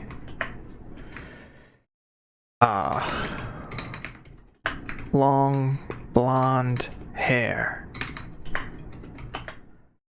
Legs that went for days. And a smile wide enough to swallow every man's heart. Legs for days! Legs that went for days. And a smile wide enough to swallow every man's heart. Hi, Ken. Hi. Who's your friend?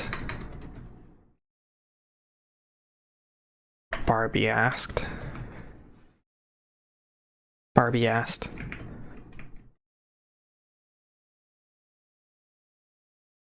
Ken froze for a second before answering.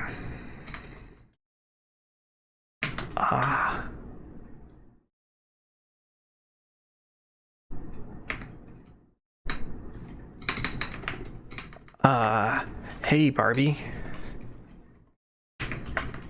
This is my friend. This is my new friend, SpongeBob.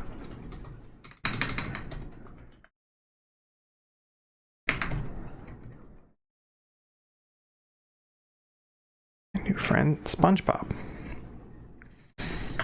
Hi, SpongeBob. I'm Barbie. Hi, Barbie. I want to watch the Barbie movie again. Hi, Barbie, SpongeBob replied. He could get used to saying that.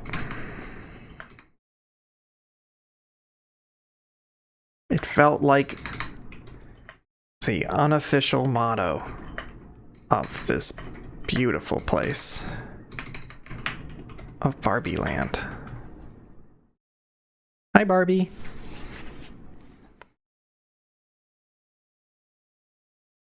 So, Barbie, Ken stammered. My friend SpongeBob has a problem. A girl problem. And he needs your help.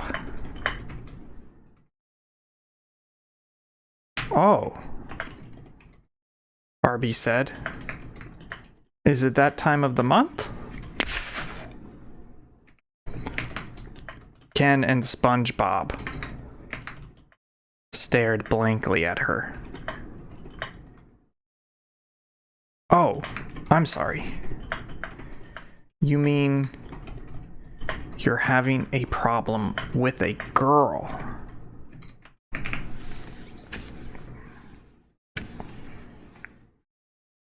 That's funny. Let me just go through that again. Hi, Barbie.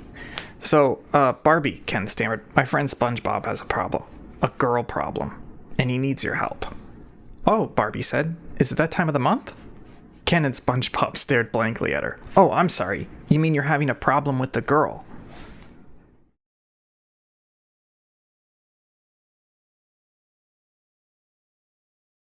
Yes, that's it. Ken replied.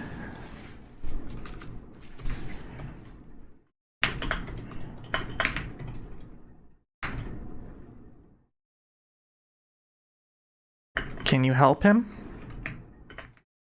You know, you're so cool and know everything, solve everyone's problems. I was hoping you could. Sure.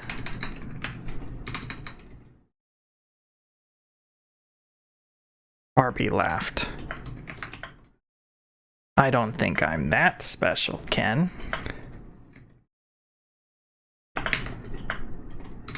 But sure, I can help Mr. SpongeBob.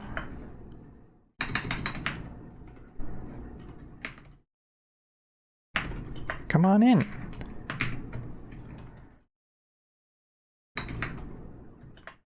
She stood back from the door. She stepped back from the doorway.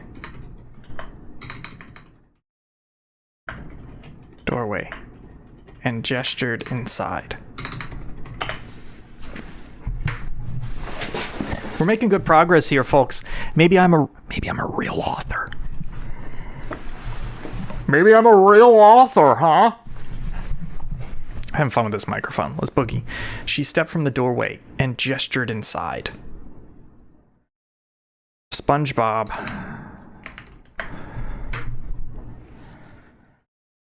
stepped forward. And Ken did too. What would my pen name be? That's a good question. I'll have to think about it. First of all, you're assuming that I am ashamed enough of my writing that I would put a pen name on it. Not sure I would. But I would use a pen name if it was funnier than my real name.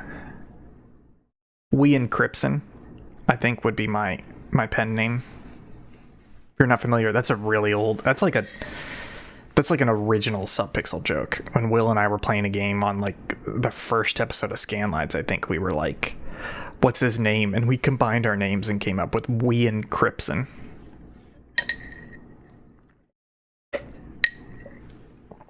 My mojito's almost done. SpongeBob stepped forward, and Ken did as well. But Barbie... SpongeBob stepped into the house. SpongeBob walked into the house, and Ken did as well, but Barbie stopped him.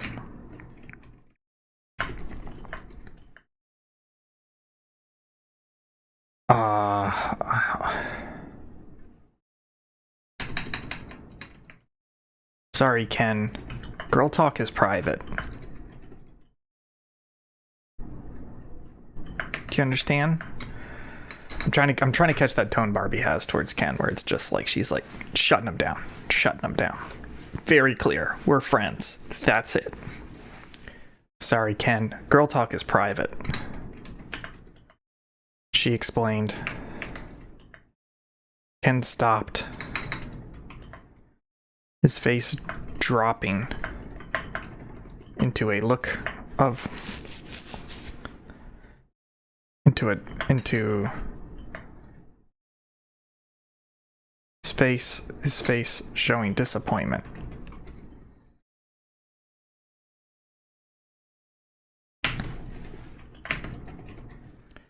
Sorry, Barbie. I didn't mean to.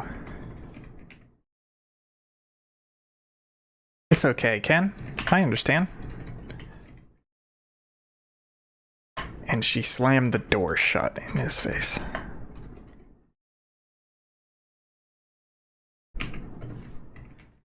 Now, what can I help you with?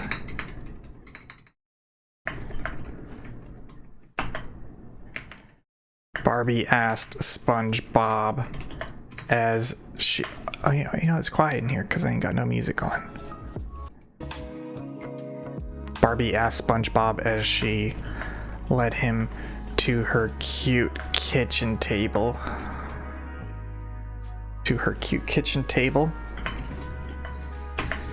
They sat down on shiny plastic chairs. They sat down on shiny plastic chairs.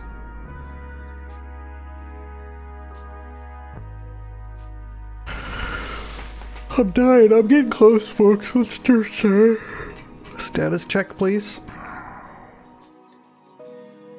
1,600 words, folks. I think I may break 2K on this. We're getting there. Now, what can I help you with? Barbie asked SpongeBob as she led him to her cute kitchen table. They sat down on shiny plastic chairs.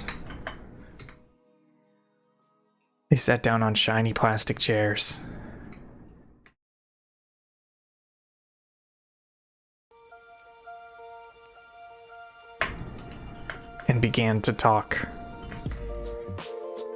SpongeBob told her everything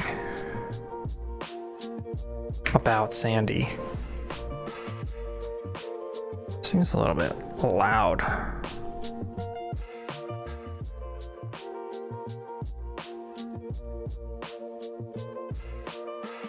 SpongeBob told her everything about Sandy. How they first met, what she was like, how she made him feel. It took hours. It took several hours and many tissues for SpongeBob to spill out his heart. To spill his heart to his new friend.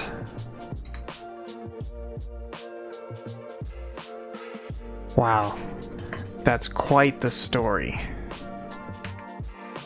Barbie said.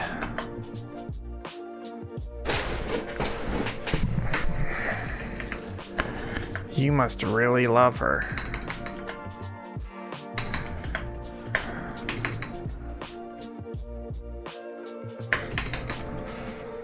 SpongeBob sniffled.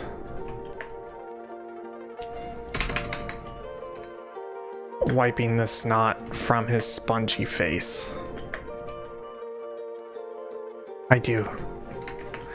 I really do. And the thing I want most in the whole entire world is for her to love me too. Barbie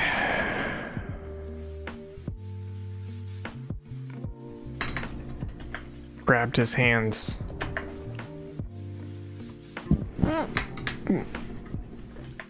Barbie gently placed her hands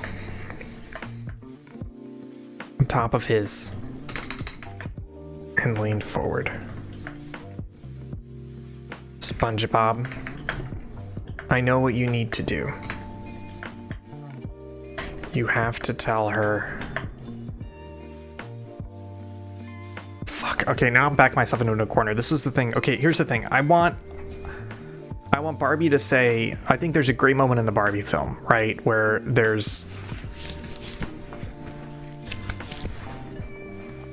talking about all the ways that a guy like shows his love to a girl, and it's like explaining Godfather, playing guitar at them, you know, helping them with Photoshop.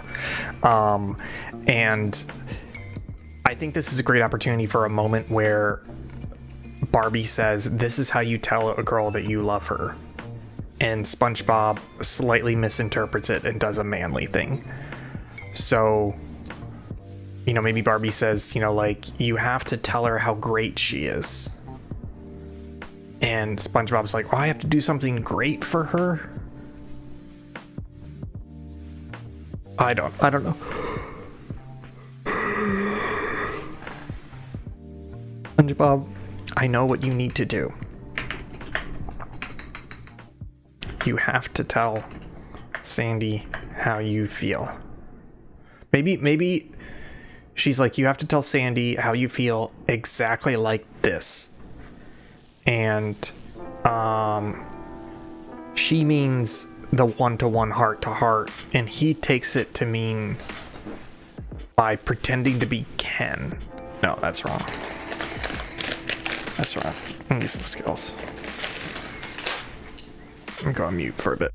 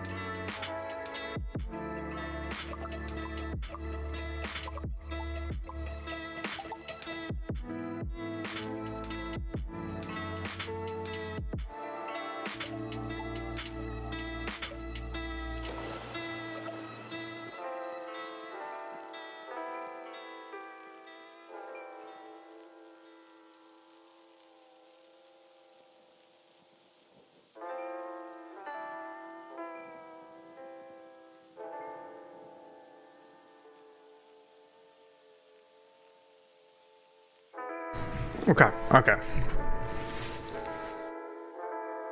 I'm still not sure what the answer is, but we're just gonna kind of muddle around it. But how? He replied. I've taken her on big trips, given her all sorts of presents, and told her many times how cool she is. Each trips to adventures. Taken her on big adventures, given her all sorts of presents, told her many times how cool she is. But she's never done anything back. Barbie sighed and shook her head. It's not about what you do for her, SpongeBob.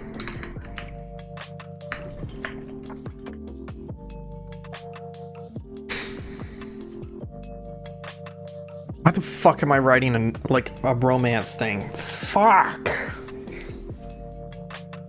Barbie sighed and shook her head.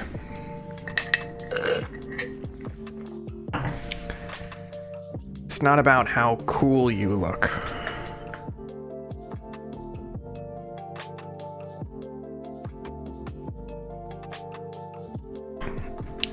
Done so many cool things for her. It's not about how cool you look or how much stuff you give her, SpongeBob. You have to make her feel special. Her feel special. And that means telling her how you feel. How she makes you feel.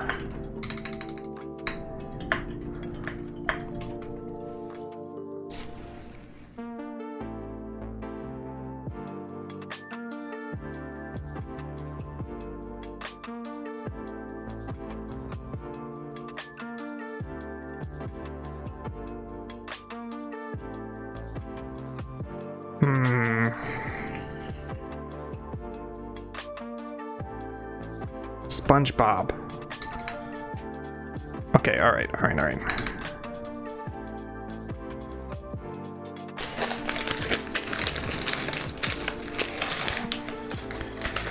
No, fuck Sibylla. I'm bad at dating. This is why I don't want to be writing romance.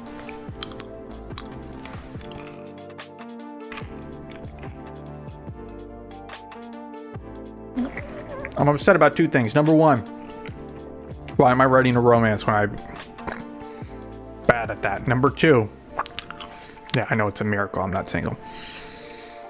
Number two, how do I get to the point? I don't want SpongeBob to fully understand and then he goes back. Actually, you know what? That's funny. If he finally understands it, he gets all the way back there. He knocks on her door. And he says, Sandy, I have to talk to her. And she goes, SpongeBob, I've been looking for you. I have to talk to you as well. And he's like, I have to say something. She goes, SpongeBob, I have to go first. There's been something I've been meaning to tell you. And then she goes, this is my girlfriend. It's another SpongeBob character. And that's the end. So it's okay for him to understand Barbie.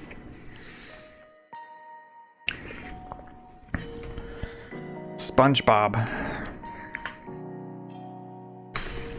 thought quietly for a moment. Is it really that simple? Have I been making it complicated? I've been making it too complicated this whole time?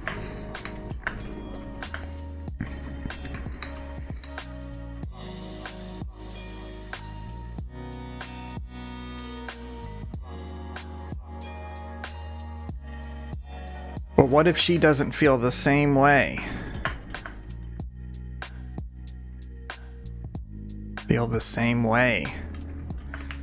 SpongeBob asked.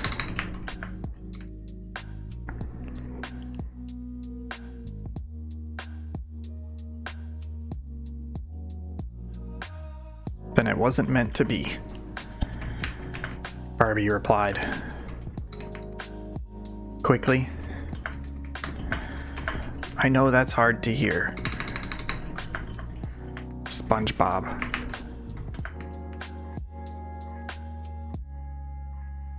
It's something I learned only recently. I used to be so happy here in Barbie Land.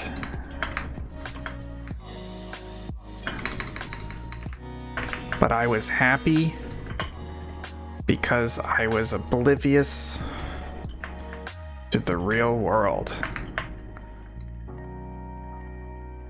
I had shut myself off from so many emotions and experiences simply because I wanted to stay happy. But happiness isn't everything. And sometimes it's better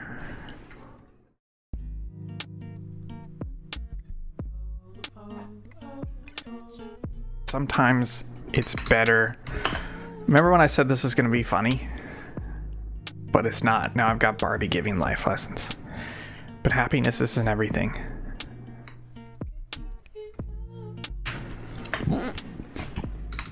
She paused.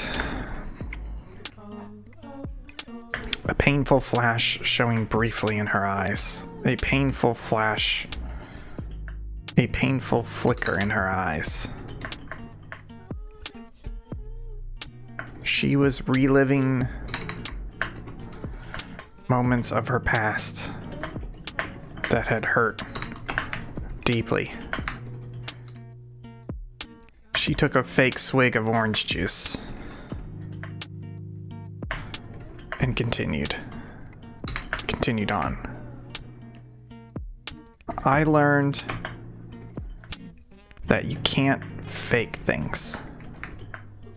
Just doesn't work.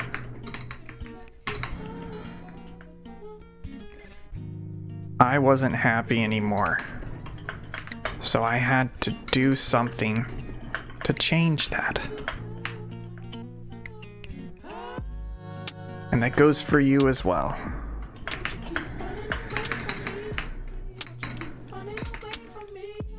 You're not happy. You have to put yourself out there and tell Sandy how you feel. If she doesn't feel the same way, you can't force it.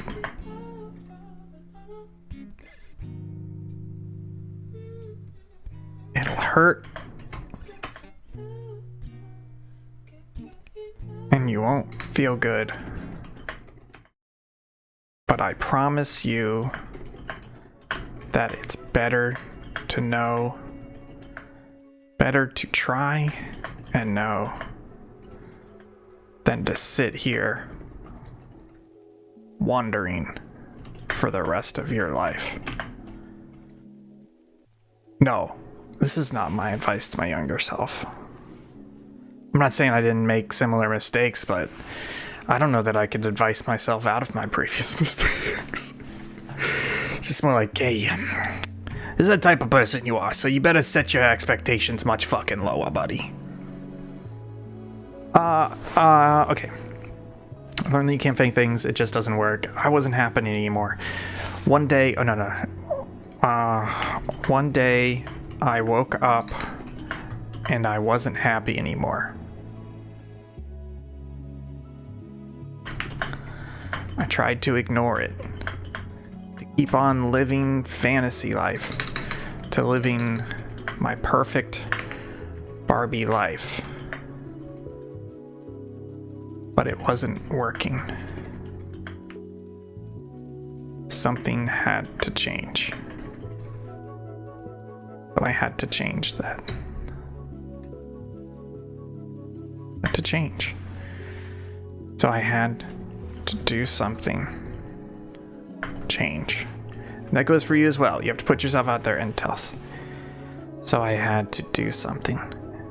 I don't like and change. I learned that you can't fake things, it just doesn't work. One day I woke up and I wasn't happy anymore. I tried to ignore it, to keep on living my perfect Barbie life, but it wasn't working. So I had to do something about it. To do something about it and change. Had to do something about it. And that goes for you as well. You have to put yourself out there and tell Sandy how you feel. If she doesn't feel the same more, no more moping around. If she doesn't feel the same way, you can't force it. It'll hurt. You ain't no than to sit here wondering for the rest of your life. Okay, that's fair. They sat in silence for a full minute. It was a heavy conversation. This is a fucking weird fanfic, folks. It was a heavy conversation. Much more serious, much more serious and soul-wrenching than SpongeBob had expected. But somehow, he felt better for it. Barbie is right. I can't keep this inside anymore. I have to know Sandy loves me. Sorry, we've got a French person in voice chat now.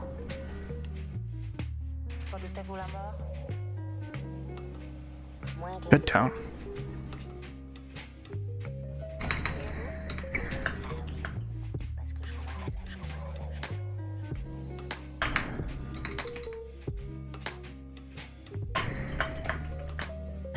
Tell her. SpongeBob felt a surge of energy pour through him. He was going to do it. And he needed to get back to Bikini Bottom immediately.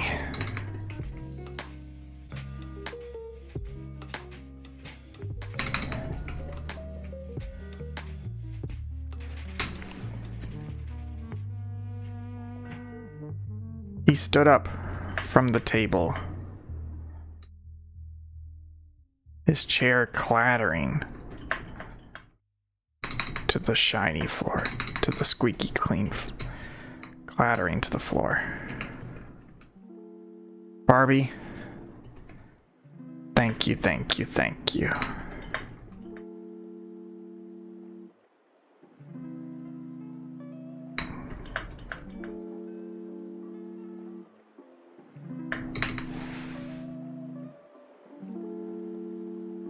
You're right. I have to tell her. Thank you, thank you, thank you. You're a real friend. And I owe you a lot. But first, I have to get back to Sandy.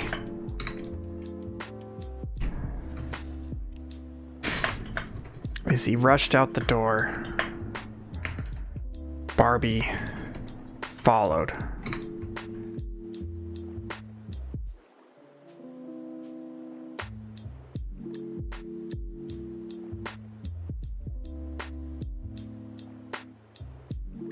As he rushed out the door,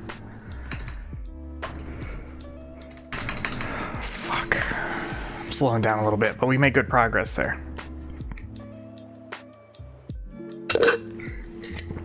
Not super happy with that conversation, but it gets us through.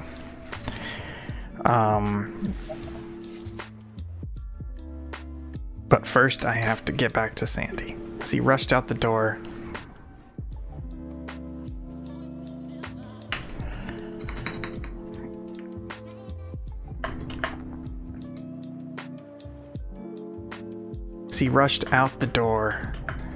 and down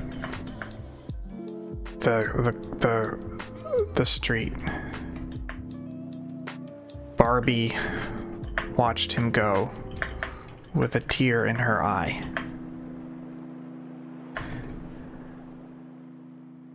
He reminded her of herself and of Ken. 3 souls racked with uncertainty and no longer quite fitting in the surroundings. No longer quite fitting in their surroundings. But she had made do. And so had Ken. After a time. SpongeBob would be okay. Would be okay too. Oh, that's nice. Okay, fuck y'all, it's Act 4 time.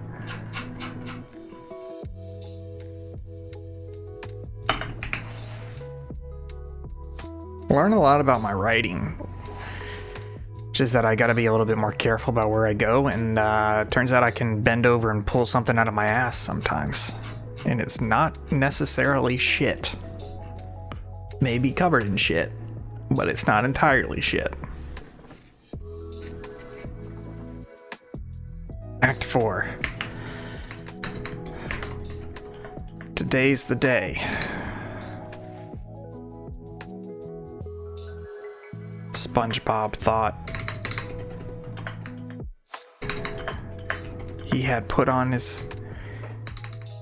He was wearing his tuxedo. The one he wore only for specials. The one he wore only for special occasions. Today was special. Today, he was going to tell Sandy that he loved her.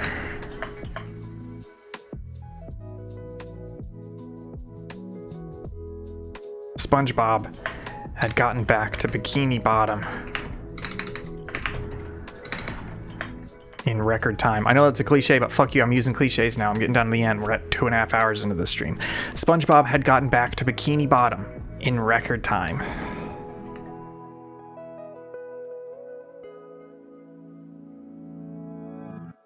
The whole way home, he had practiced his speech over and over, analyzing each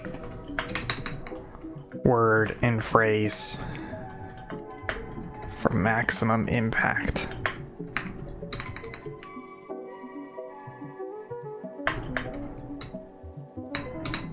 There was too much at risk for him to make a mistake. She had to love him.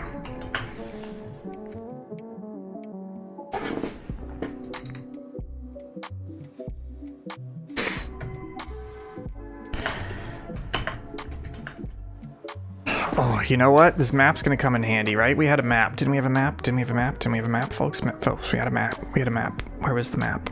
It's right there. Oh, here it is. He turned. Where does he live?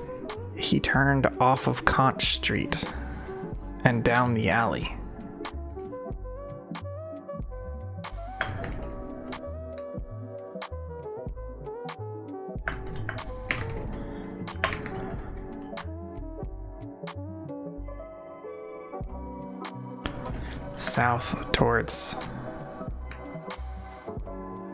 Heading south towards his destiny. He turned off Conch Street, heading south towards his destiny.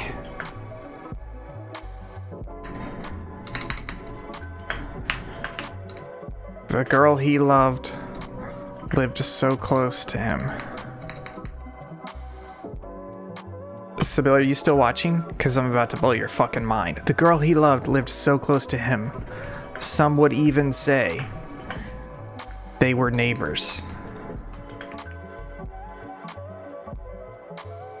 Fuck you. I'm making it canon. I'm writing into canon right now that they're neighbors, so that she is the squirrel next door, okay?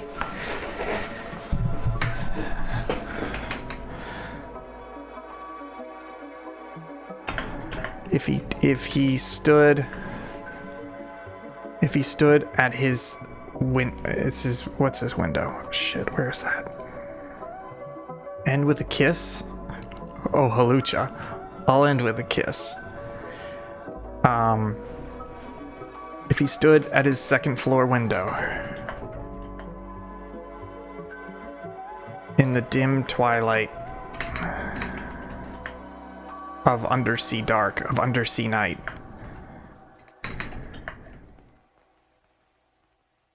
he stood at his second floor window in the dim twilight of undersea night. He could just barely see the light from her dome. And now, as he came even closer to her house on, what's the name of that street? Coral Avenue. Closer.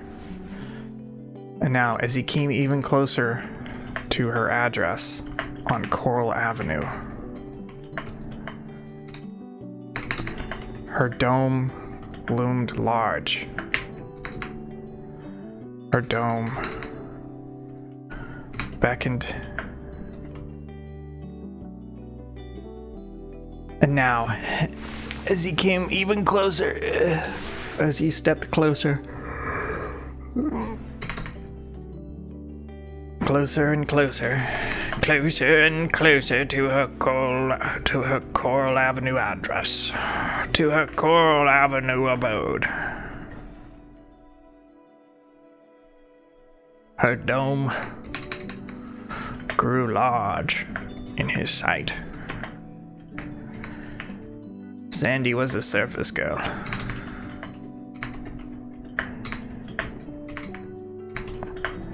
And that meant, and that necessitated, and that meant she lived. No, why am I explaining this? I got SpongeBob fans. I don't need to explain it, I can just reference it. Don't explain, reference. And now as he stepped closer and closer to her curl or Ava, as he stepped closer and closer, you know what? And now, as he stepped up to the front airlock of her Coral Avenue home, he felt more nervous than ever.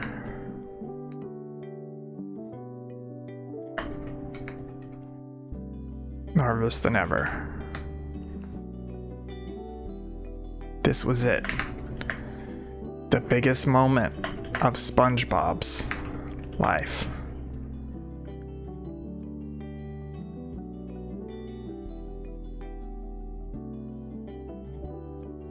Okay, so he's got to ring the doorbell. Okay, why is it ring the doorbell? He's got to ring that. No. Biggest moment. The biggest moment of SpongeBob's life. All those years of longing, of desperate thoughts, of wanton thoughts, and desperate looks. They all led to this.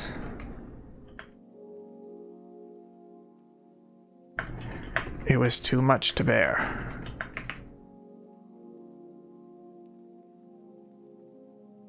SpongeBob began to shake.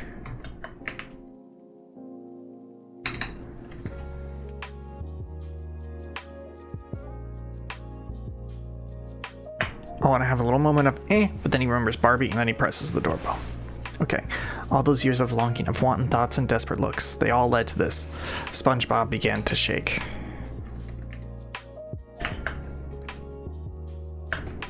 I won't get my heart broken if I never tell her how I feel.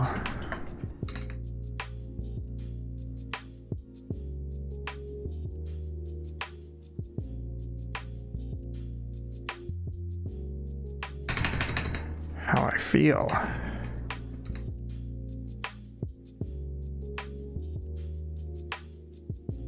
SpongeBob thought.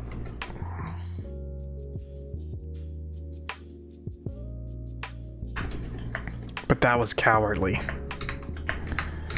And honestly, and it didn't make him feel any better.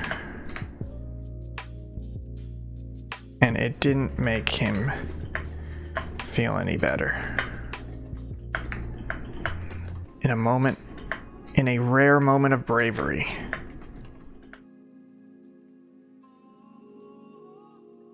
SpongeBob rushed forward and rang the doorbell.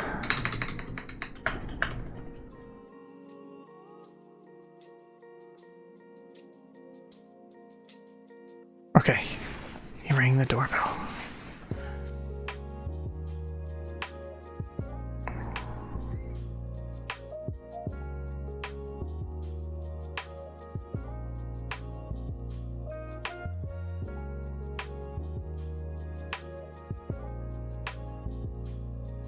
Oh no. What have I done?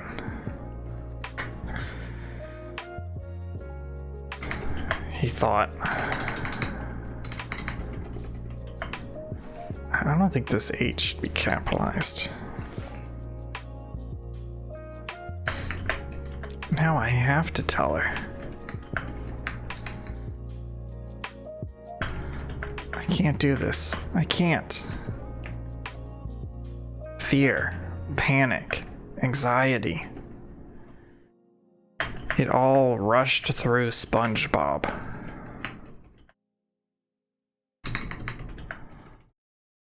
Like a Krabby Patty through Gary.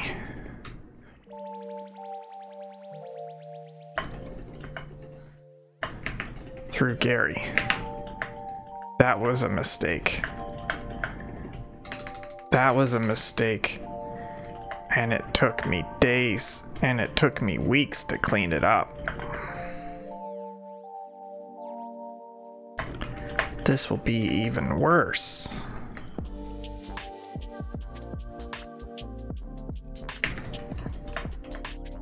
Before he could truly talk himself out of it. Sandy opened the airlock. Hiya, SpongeBob. How's it going?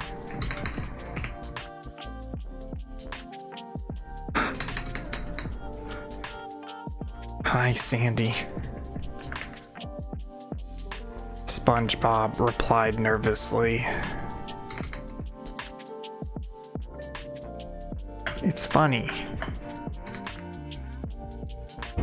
Just seeing her makes me feel so much better already.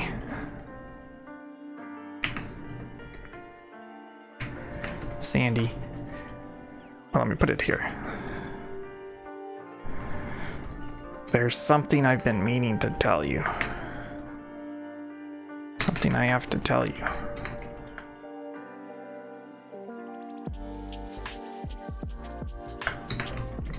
Me too, said Sandy. Me too, exclaimed Sandy. Let me go first.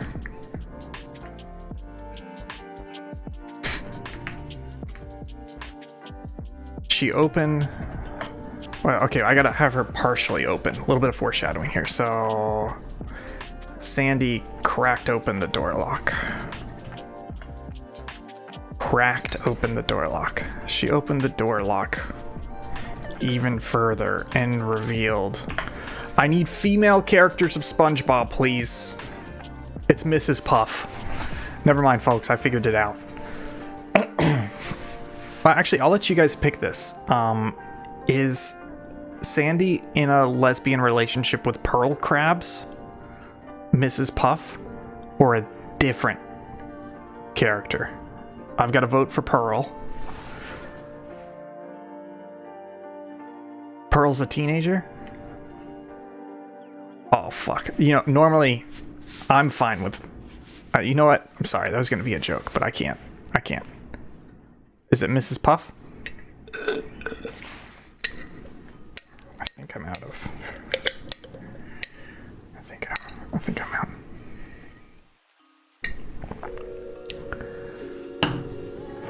The problem is I don't know enough about Karen. Let's do Mrs. Puff.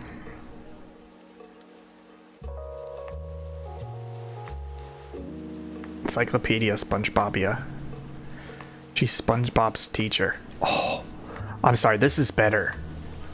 In love with SpongeBob's teacher. That's better. Okay, here we go. Where am I? She opened the airlock even further and revealed Mrs. Puff's.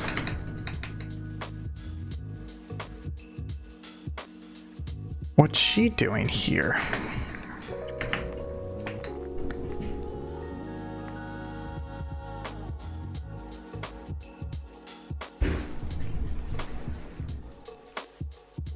Mrs. Puff's? What's she doing here? SpongeBob's teacher was wearing... What does Mrs. Puffs looks like? Mrs. Puffs looks... Oh, I'm gonna say she looks deflated. She looks like skinny. SpongeBob's teacher was deflated. Was deflated and flushed. Her normally rotund form looking unusually svelte. Her eyes were slightly wild and glassy, as if she had only recently gone through... Trying to say they just fucked, okay? Her eyes were slightly wild and glassy, as if she only recently... No, let's just say her eyes were slightly glassy.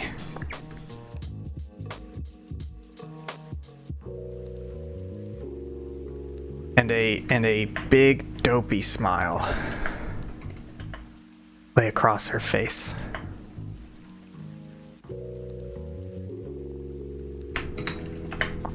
Oh, hello, SpongeBob. We didn't know you'd be dropping by.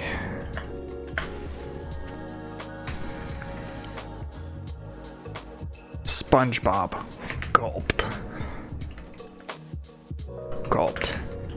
This couldn't be happening.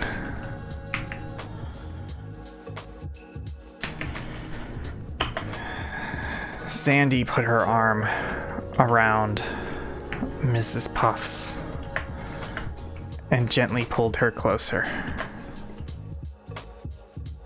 Around Mrs. Puff's waist. Gently pulled her closer.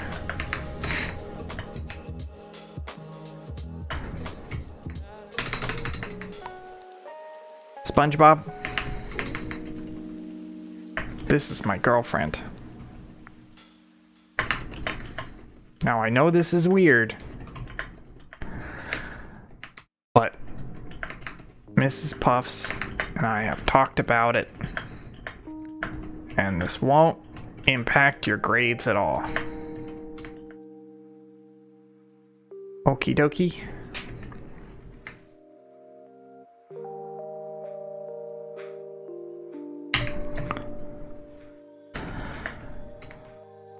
SpongeBob could barely stand.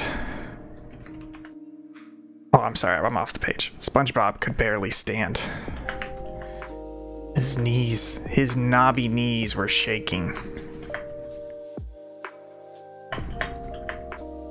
And his beady eyes blurred as the reality of the moment hit him. Sandy would never be his.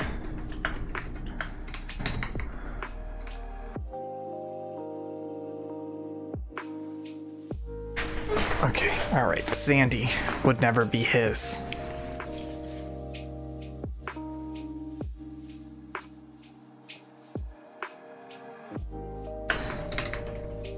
In all his obsession and longing, in all his obsession and pining over the quirky squirrel from above, he'd missed one key detail. Sandy played for the other team.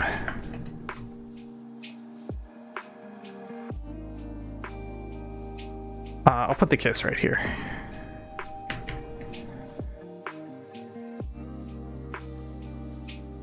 SpongeBob, this is my girl.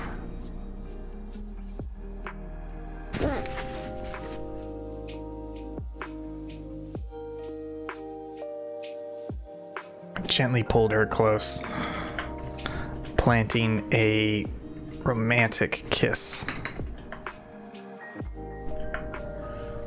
Kiss on her bright red lips. SpongeBob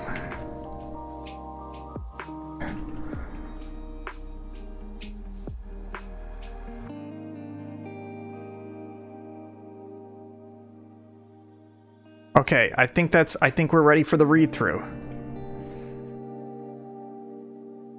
Folks, I think we're finally ready for the read-through. Are we ready for the... Okay, actually, I'm not ready for the read-through. I gotta put some more water in my mojito, because I'm down to the dregs, but I need some water to read this. So give me a second, folks. I'll be right back.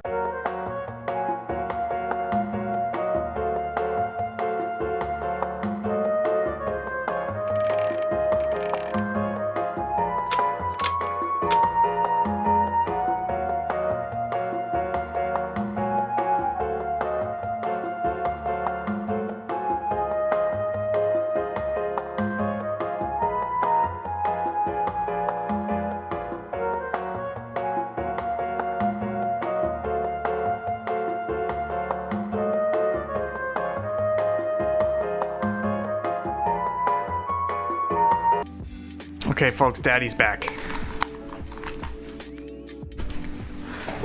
Okay, let's boogie. Okay, here we go. Get a little sippy of water.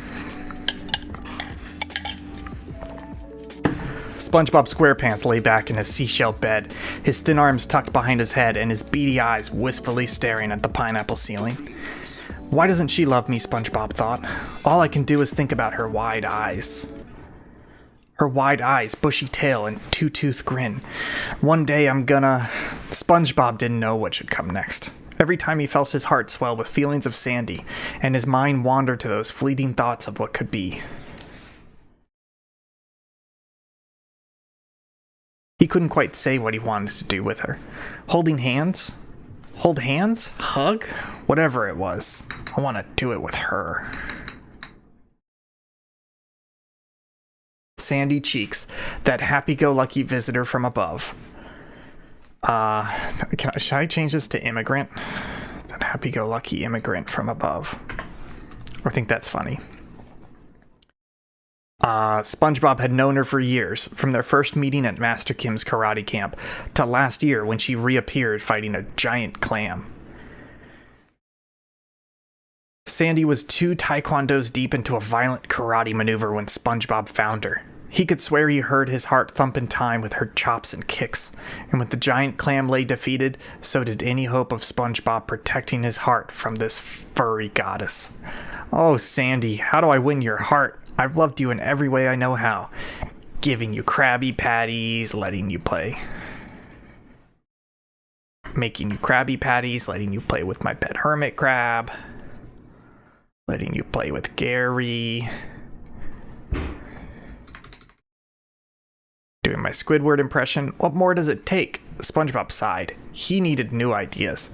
He picked up his conch phone and dialed his best friend Patrick. Hello? Answered the doofy voice. Hey, Patrick. Hi, Patrick. It's me, your best friend. Gary? No, it's me, SpongeBob. Oh, I'm sorry, SpongeBob. Did you guys know you have the same number? Patrick asked. SpongeBob shook his head. Sometimes Patrick could be Patrick. I need your help, Patrick. I need your help. I don't know what to do. I'm saying Patrick too much here. About what? Sandy. I don't know how to get her to love me. Oh, SpongeBob, Patrick sighed. SpongeBob. Not again, SpongeBob.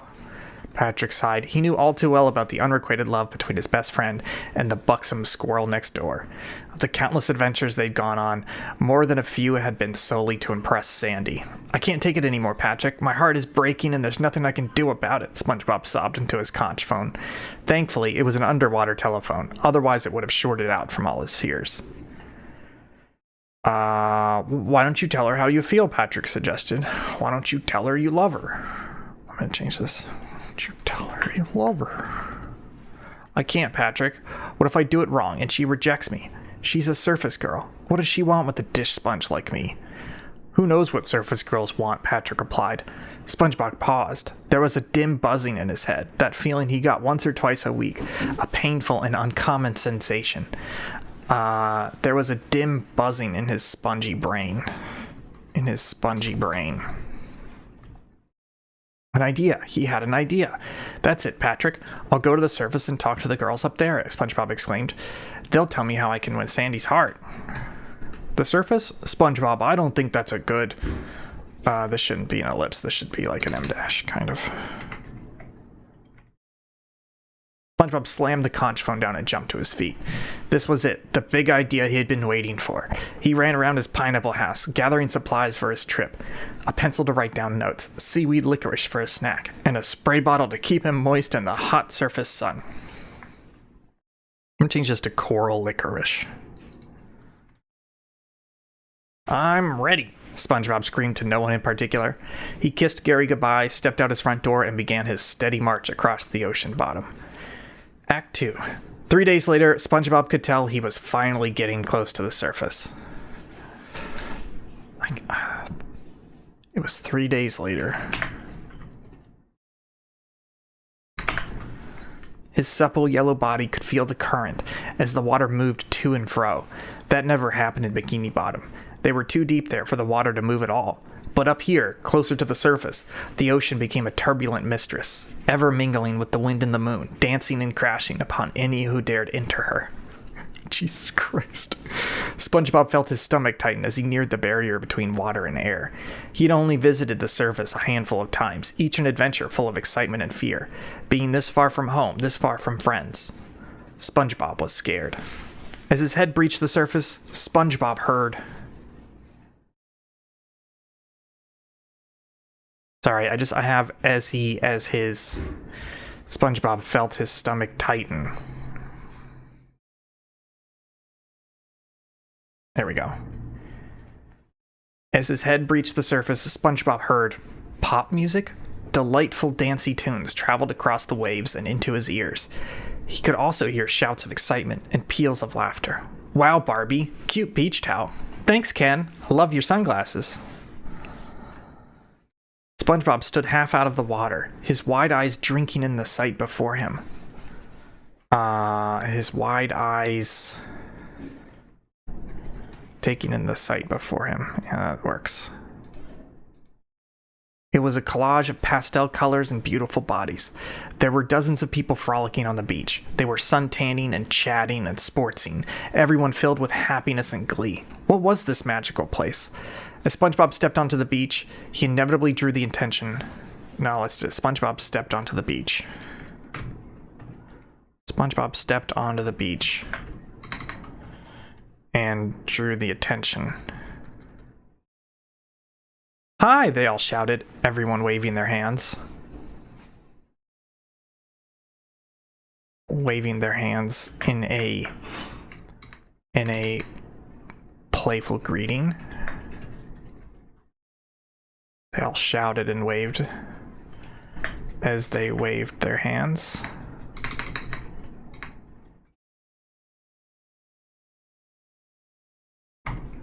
Hello, replied SpongeBob. Where am I? This is Barbie Land, said an attractive woman wearing a large president's sash. It's my pleasure to say welcome and have fun on behalf of It's my pleasure on behalf of all Barbies and Kens to say welcome and have fun. It's my pleasure on behalf of all Barbies and Kens to say welcome and have fun. Oh no, I need to. It's my pleasure to say welcome and have fun on behalf of all Barbies and all Kens. All Barbies and Kens. And Alan, shouted a plain man from the back. They all ignored him. My name is SpongeBob SquarePants. My name is SpongeBob SquarePants. I'm SpongeBob SquarePants, and I'm from Bikini Bottom. My name is SpongeBob SquarePants, and I'm from Bikini Bottom. That sounds like a magical place. I'm always in a bikini, said Beach Barbie. What's it like? SpongeBob thought for a second before replying, well, it's deep under the ocean and full of weird people living in houses made from trash. I love it. I love it. An awkward silence pulsed through the crowd. That's weird. Oh no, let me get rid of that. We're more into the beach than the ocean, Lifeguard Ken said. Most of us can't even swim. The crowd of Barbies and Kens laughed. SpongeBob laughed too, but he wasn't sure why. Well, Mr. SpongeBob, what brings you to Barbie Land? Asked President Barbie. SpongeBob looked at the crowd of smiling faces around him, every single one unique but beautiful. Every single one beautiful in their own way. That's a better. Beautiful in their own way. There was redheaded Barbie. There's redheaded Barbie, rollerblader Barbie, veterinarian Barbie, skier Ken, skater Ken, and magic earring Ken. They all looked successful and confident and carefree. How could they possibly know what it felt like to be rejected? SpongeBob looked down at his spongy, misshapen body and stayed quiet. At his damp, misshapen body. It's okay, SpongeBob, said a confident voice. You can tell us. SpongeBob looked up and saw one Ken stood in front of the others. And saw a Ken that stood alone.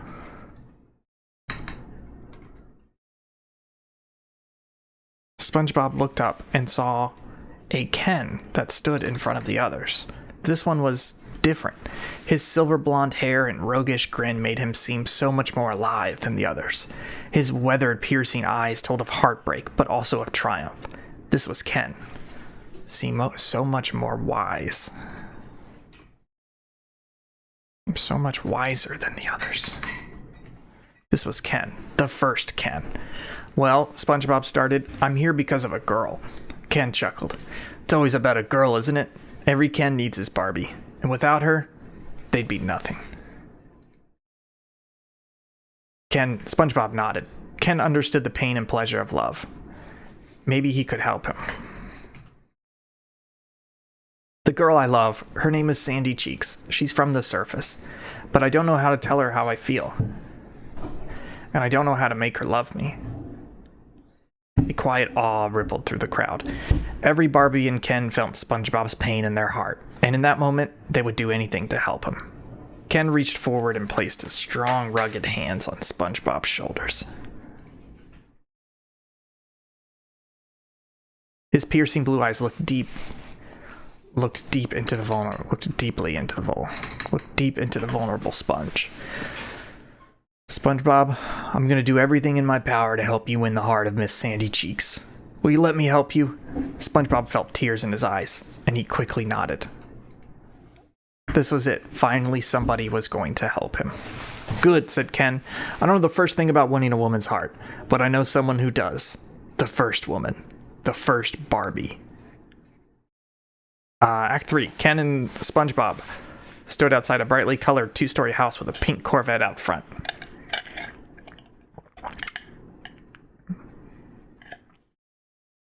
I've got stood here twice. It was at the end of a tidy cul-de-sac of similar houses, but each with a touch of their owner's personality. Ken awkwardly reached forward and rang the doorbell. That's weird, SpongeBob thought. Ken seems nervous. I wonder why. They heard the sound of heels on the other side of the door, followed by the click of the handle as it swung open.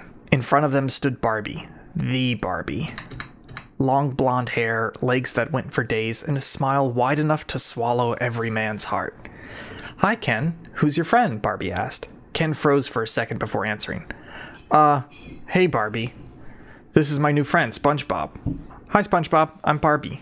Hi, Barbie. SpongeBob replied. He could get used to saying that. It felt like the unofficial motto of Barbie Land. So, Barbie, Ken stammered. My friend SpongeBob has a problem. A girl problem. And he needs your help. Oh, Barbie said. Is it that time of the month? Ken and SpongeBob stared blankly at her. Oh, I'm sorry. You mean you're having a problem with the girl? Oh, I'm sorry. I try not to presume.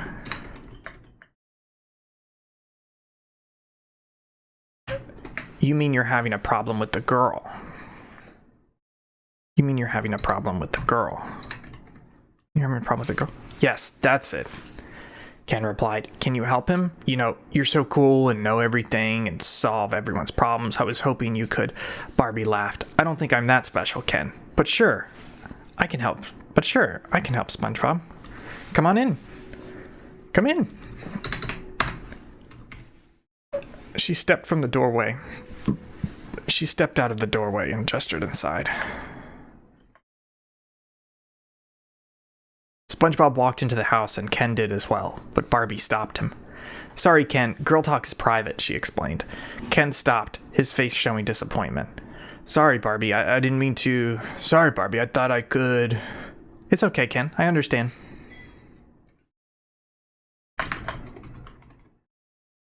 And she slammed the door shut. "Now what can I help you with?" Barbie asked SpongeBob as she led him to her cute kitchen table. They sat down on shiny plastic chairs, on pink plastic chairs, and began to talk. SpongeBob told her everything about Sandy, how they first met, what she was like, how she made him feel. It took several hours and many tissues for SpongeBob to spill his heart to his new friend. "Wow, that's quite the story," Barbie said. "You must really love her." SpongeBob sniffled, wiping the snot from his spongy face. I like how he just keeps saying spongy. "I do. I really do. I do. I really do. And the thing I want most in the whole entire world is for her to love me too." Barbie gently placed her hands on top of his and leaned forward. "SpongeBob, I know what you need to do. You have to tell Sandy how you feel." "But how?" he replied. "I've taken her on big adventures, given her all sorts of presents, and done so many cool things for her, but she's never done anything back." Barbie sighed and shook her head. But she's never even kissed me. But she's never... It's not that she hasn't done anything back. It's that... But she's never... told me she loved me.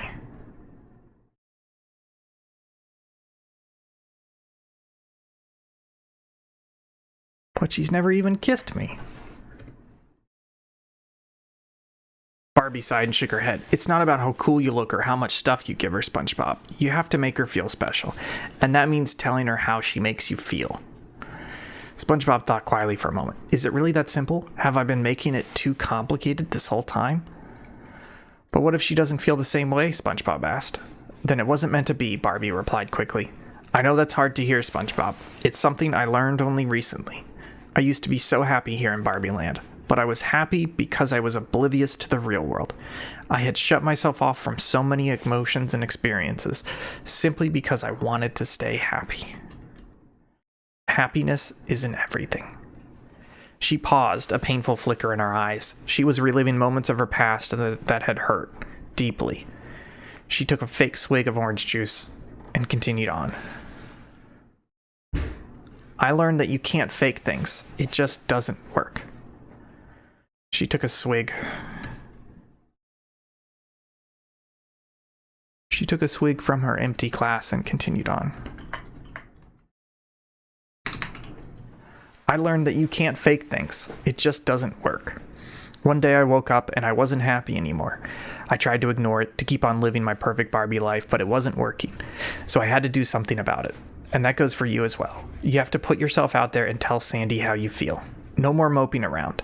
And if she doesn't feel the same way, you can't force it. It'll hurt and you won't feel good, but I promise you that it's better to try and know than to sit here wondering for the rest of your life. It'll hurt and you won't feel good for a while."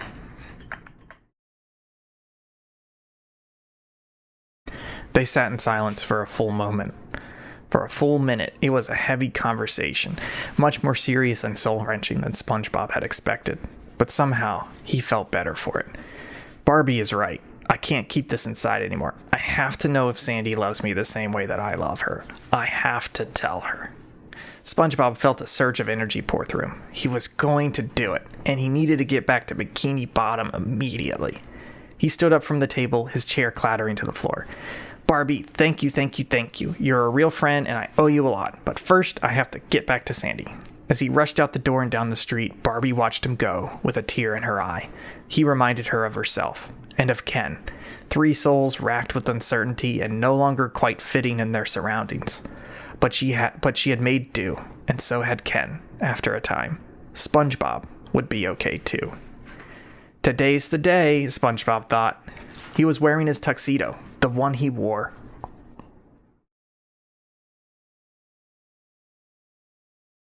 Sorry, I'm making sure that's the past tense. SpongeBob thought. He was wearing his tuxedo, the one he wore only for special occasions. But today was special. Today he was going to tell Sandy that he loved her. SpongeBob had gotten back to Bikini Bottom in record time. The whole way home, he had practiced his speech over and over, analyzing each word, analyzing every word and phrase for maximum impact. There was too much at risk for him to make a mistake. She had to love him. He turned off Conch Street, heading south towards his destiny. The girl he loved lived so close. Some would even say they were neighbors. If he stood at his second-floor window in the dim twilight of Undernight Sea... this is too much. If he stood at his second-floor window, he could stare longingly at the light from her dome.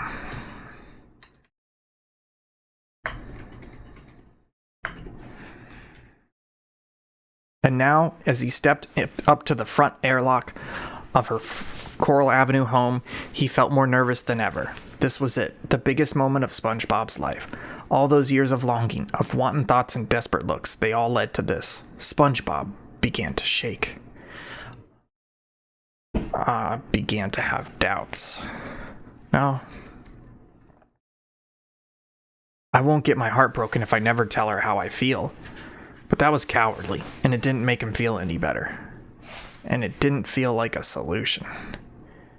And it didn't feel like a real solution. In a rare moment of bravery, SpongeBob rushed forward and rang the doorbell. Before he could stop himself. Oh no, what have I done, he thought. Now I have to tell her. I can't do this. I can't. Fear, panic, anxiety, it all rushed through SpongeBob like a Krabby Patty through Gary. That was a mistake and it took me weeks to clean it up. This will be even worse. Before he could truly talk himself out of it, Sandy cracked open the airlock. Hiya, SpongeBob, how's it going? Hi, Sandy, SpongeBob replied nervously. It's funny, just seeing her makes me feel so much better already. Sandy, there's something I have to tell you. Me too, exclaimed Sandy. Let me go first. She opened the airlock door even further and revealed... Is it opening a door? Front airlock. Opened the airlock hatch even further and revealed Mrs. Puffs. What's she doing here?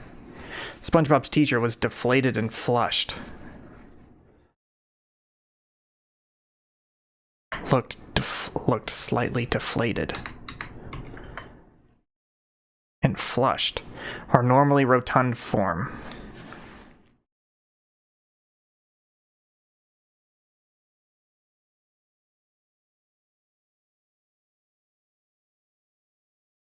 Was flushed and glowing, her normally rotund form looking unusually svelte.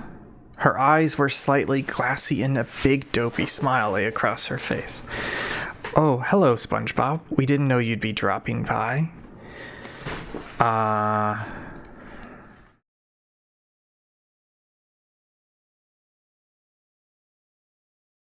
She was lazily wearing Sandy's spacesuit. Oh, hello, SpongeBob.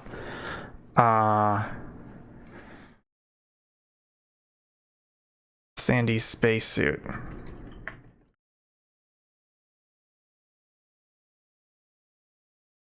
She clenched Sandy's spacesuit close to her body. Trying to say she's like, you know.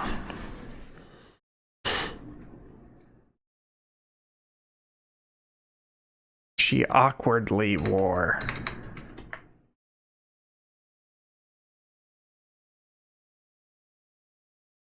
Sandy's spacesuit.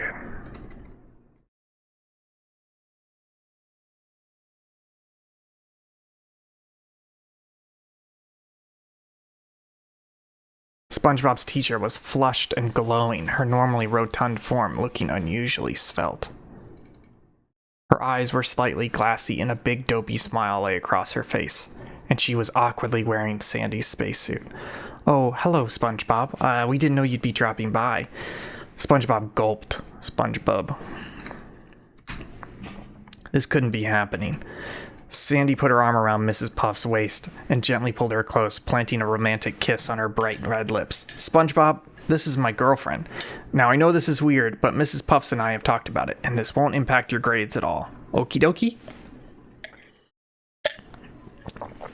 SpongeBob could barely stand. His knobby knees were shaking. And his beady eyes blurred as the reality of the moment hit him. His thin legs felt weak. Sandy would never be his. In all his obsession and pining over the quirky squirrel from heaven, he'd missed one key detail. Sandy played for the other team. Okay, I think that's it, folks. Let's do the final word count.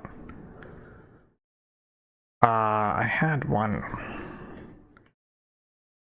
Why the fuck do I keep doing this to me? 2,600 words. Lord in heaven.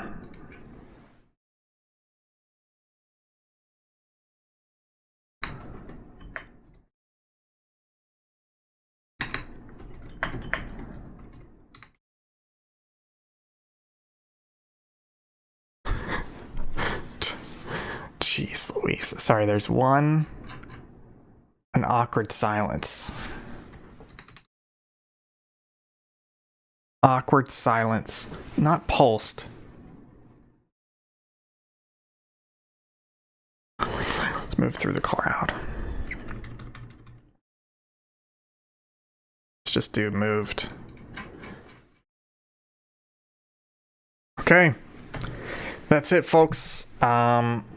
Thank you guys so much for watching Fanfic Live. I'm just gonna say it here and now. We may have to take a break for a bit because this is a lot. I think I lack the self-control to make this less than a 3-hour stream.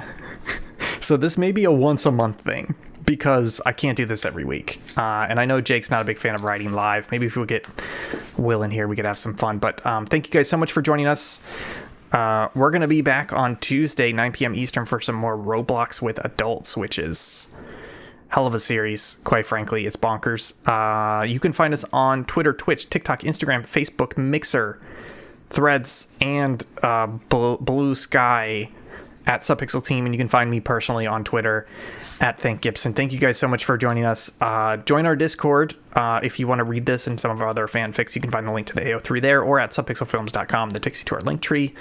Thank you guys so much for joining. We'll see you